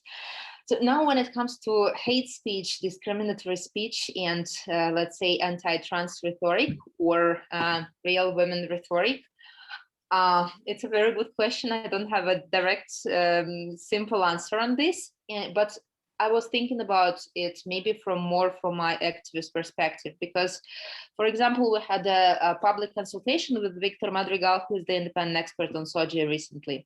And it was a public consultation. There were several activists, including trans activists, participating there. And one anti-trans, but kind of lesbian group also arrived, and they started just to post on chats things related like these so-called trans people and all this this rhetoric, obviously. And I was trying to say something about hate speech particularly, because I think that especially it's all contextual, but when we have a space that's expected to be a safe space, at least for LGBTI people and for trans people specifically, when they come there expecting to be safe, and what they actually see is all this anti-trans rhetoric, I think that this could be considered as at least discriminatory speech, but also maybe hate speech. Then I do think that we should have some discussions about this, because I can see some rationale, of course, when, for example, cis women say that they do not feel safe in certain spaces. And of course, that's because of the previous experience of gender-based violence. And of course, this should be probably somehow discussed. But I think that it's also, again, from a more activist perspective, these discussions should be also framed as a discussion that will be involving these topics, so that like trans people who already have experience of being excluded and discriminated against and so on and so forth, not recognized, so that they know what they can face there. So for me, it's some of the ideas that I was trying to come up with more as an activist rather than legal researcher, I think.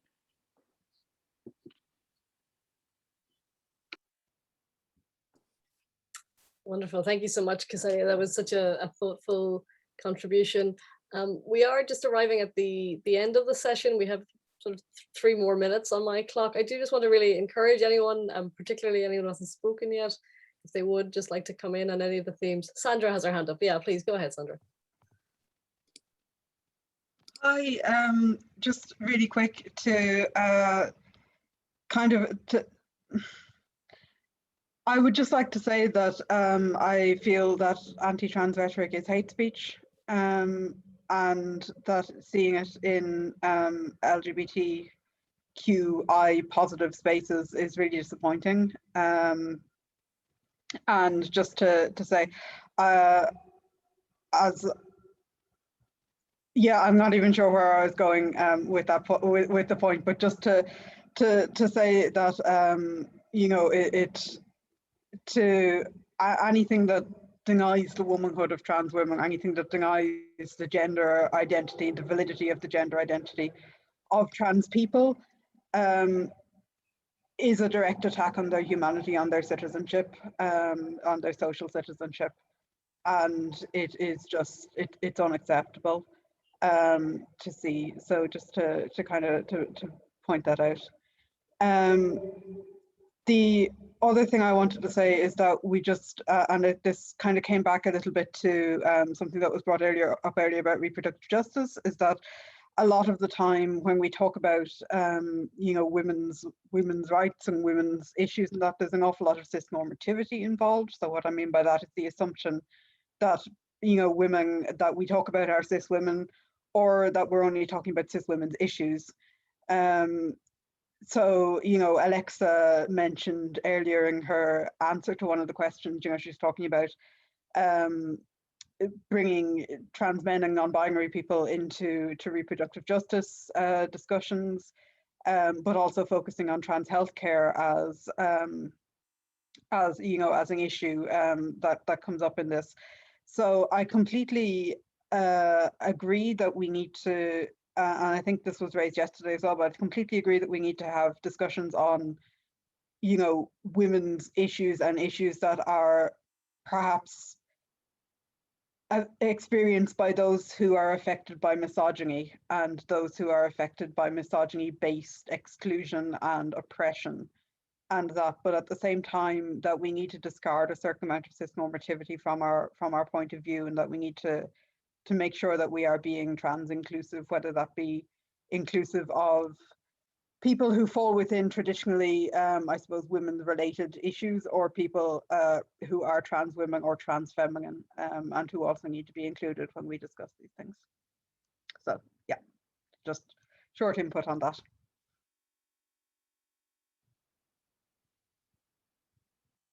Thank you so much, Sandra. A powerful and important note on which to conclude our session. Just before I formally conclude, I do want to give our panelists an opportunity, just if there's any final comments or thoughts before we move on. All right. Okay, so with that, I'll conclude that session, and thank you so much to our panelists. It's a great pleasure and great honor now to move on to our very final portion of our discussions today, which is a contribution from Marion Bethel, a CEDAW's current CEDAW committee member from Trinidad, to offer her thoughts on CEDAW's mandate and role and responsibilities, and some potentialities as well in this area of CEDAW and SOGI. So Marion, I'm going to invite you to take the form. All right, thank you. Thank you very much, Catherine. And I'm from the Bahamas, the Caribbean region, yes, the Bahamas, thank you. And I'm really pleased to be here, to be present with all of us, all of you, and to contribute to this workshop on SOGI and CEDAW. I'm expressing my own views, and I do not speak on behalf of the CEDAW committee. The entire workshop for me has been exceptionally productive, rich, informative, and entirely engaging. And I thank each and every presenter for what they've offered.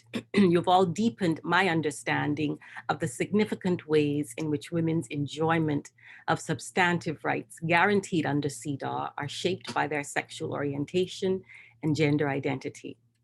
I have paid particular attention to the recommendations you have made as to how the committee could better carry out its mandate in regard to the protection and advancement of the rights of LGBTI persons. More specifically, more specificity is required in our recommendations for one. I agree with you.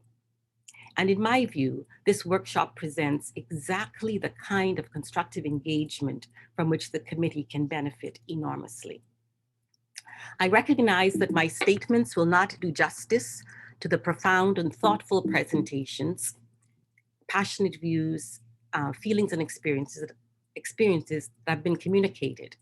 I thank the organizers for conceptualizing and delivering on the objective of the workshop, namely to make a theoretical and practical contribution to the interpretation of CEDAW and the activities of the CEDAW committee, states parties, civil society, and international organizations.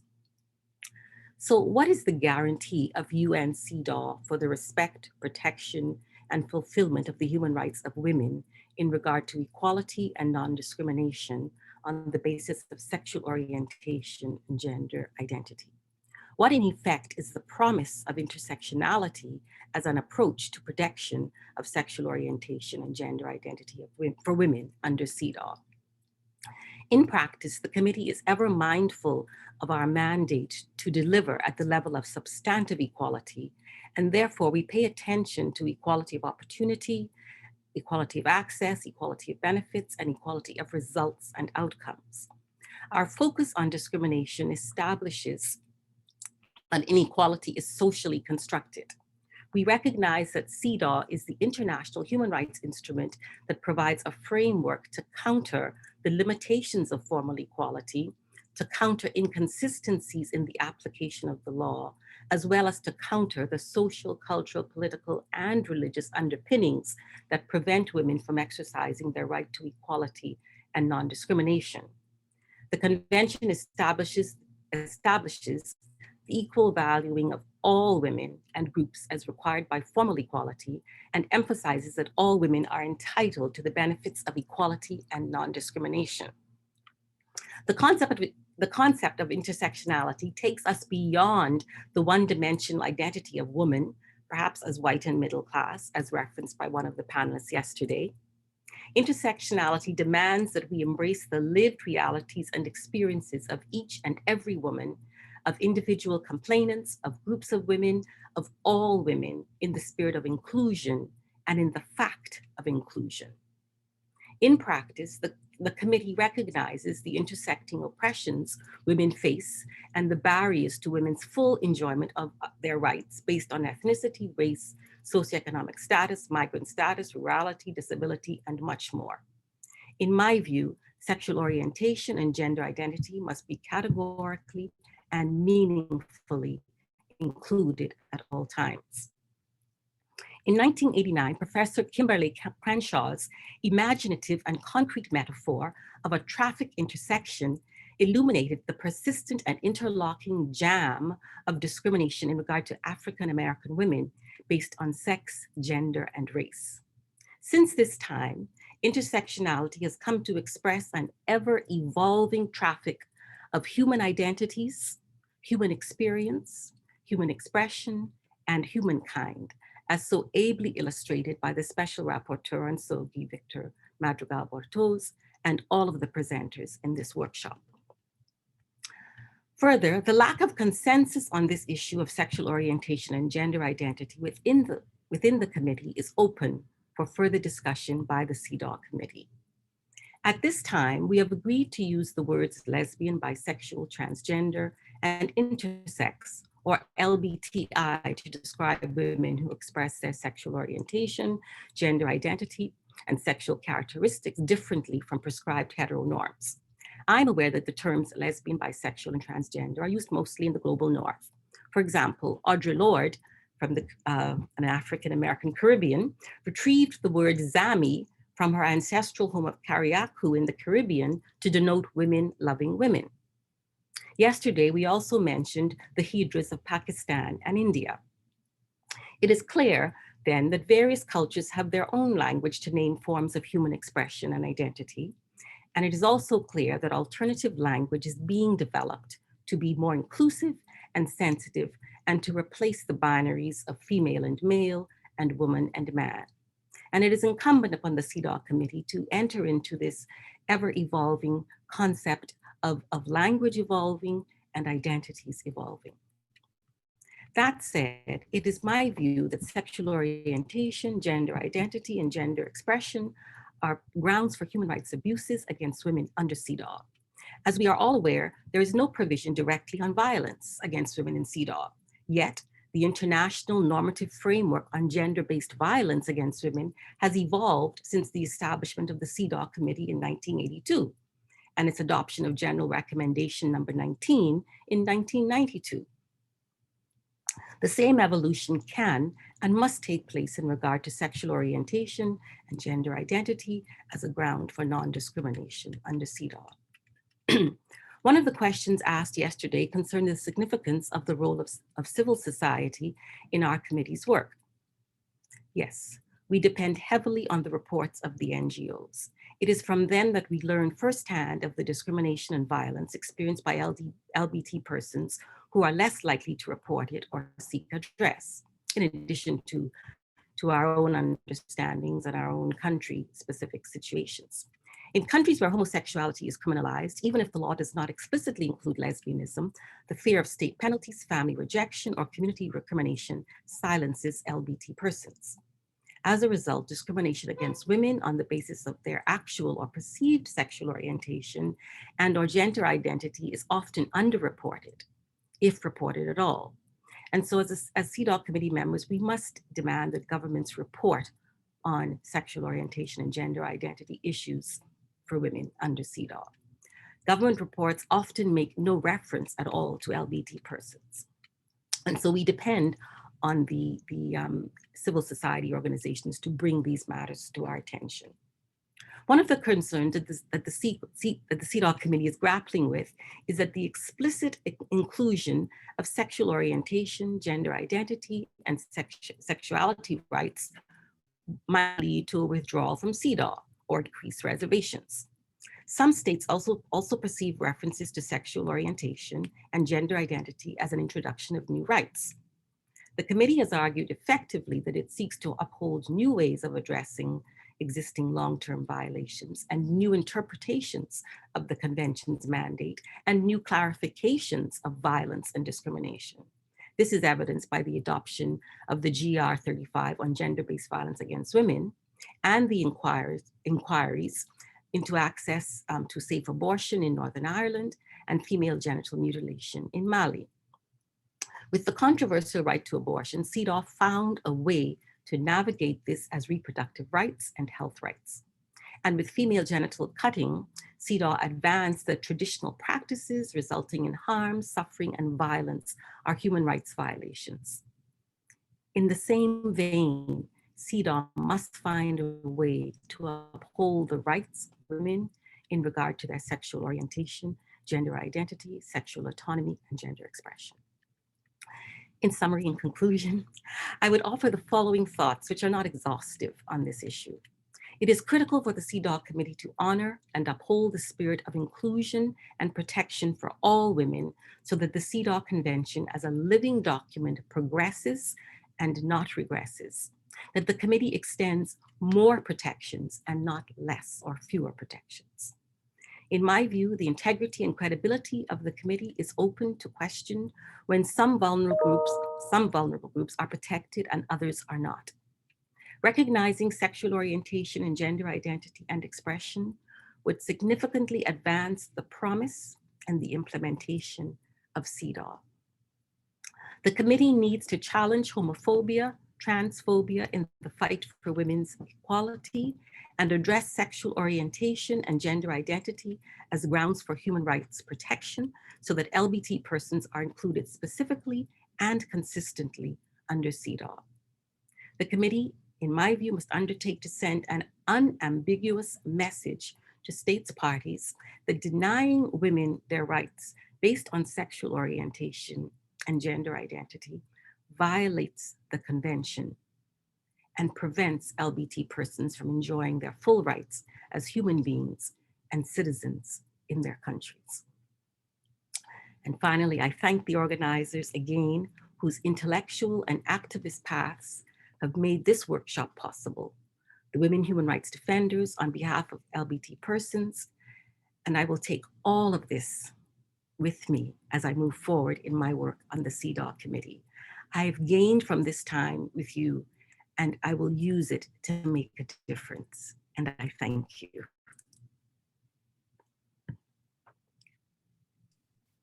Thank you so much, Ms. Bethel. We couldn't have hoped for a stronger, a warmer, more positive and appreciative note. So thank you so much. And thank you for attending all 4 sessions and participating so actively. We are so very grateful to you. So it falls to me to round out things, just to say good, thank you so much to, I do want to take a moment to actually just thank and acknowledge all of our panelists, if you'll bear with me. So we commenced with a keynote address from Dr. Leona Daria from the CEDAW committee. We also had a contribution from the UN independent expert, Victor Madrigal-Borloz. We heard from Danielle Roberts from Here and I, here in Belfast, where I am, and Amanda Kimiri from the National Gay and Lesbian Human Rights Commission of Kenya. We heard from Alexa Moore earlier today from Transgender Northern Ireland, from Marisa Hutchinson from International Women's Rights Action Watch Asia Pacific, from Mel Duffy in Dublin, from Lucia Baca in Colombia, Diversa, Niels-Erik Hansen, immigration lawyer, and Kseniya Kirichenko from IGLA-World. And finally, then, a wonderful conclusion with Marion Bethel. Sincere thanks to all of you for your enthusiasm, for your energy, your contributions. I really feel that we've been just hugely productive in this discussion. I have a lot of excitement about what's going to come out of it, and look forward to that. In addition to the formal panelists, we've had rich contributions from several participants. So thank you so much for engaging so productively, so genuinely. It's difficult to capture a workshop dynamic when you're in this virtual format, but actually I think we've succeeded because people have been so generous and thoughtful in their contributions. I do want to note my personal thanks to my co-organizers, Meghan Campbell and Loveday Hudson. I will say that this came out of a very speculative email saying, should we do something on CEDAW and SOGI? And I got responses from both of them in about 20 minutes to say yes. And it's only with their enthusiasm and also their expertise that we've been able to pull this off. And also I do really want to acknowledge IRA, who were just hugely helpful in accessing the committee and in facilitating those connections with the committee. So particular thanks to IRA. And very finally, I think people will forgive me if I do just reiterate my thanks to the CEDAW committee members who have participated, who have spoken, those who have listened and engaged. We have been really overwhelmed by the level of the response from the committee. It's been well beyond our expectations. We are so grateful for that, and we hope that this will be the sign of more productive change going forward. And my very final words are, of course, about logistics. We have recorded everything. The recordings will be available very shortly. We will communicate those to you, audio and video. And we are working on a workshop report, which we also hope to produce quite quickly and will convey to you. So we'll wrap by that. So everybody stay safe, stay healthy, take care, and we hope to see you again soon. All right, take care.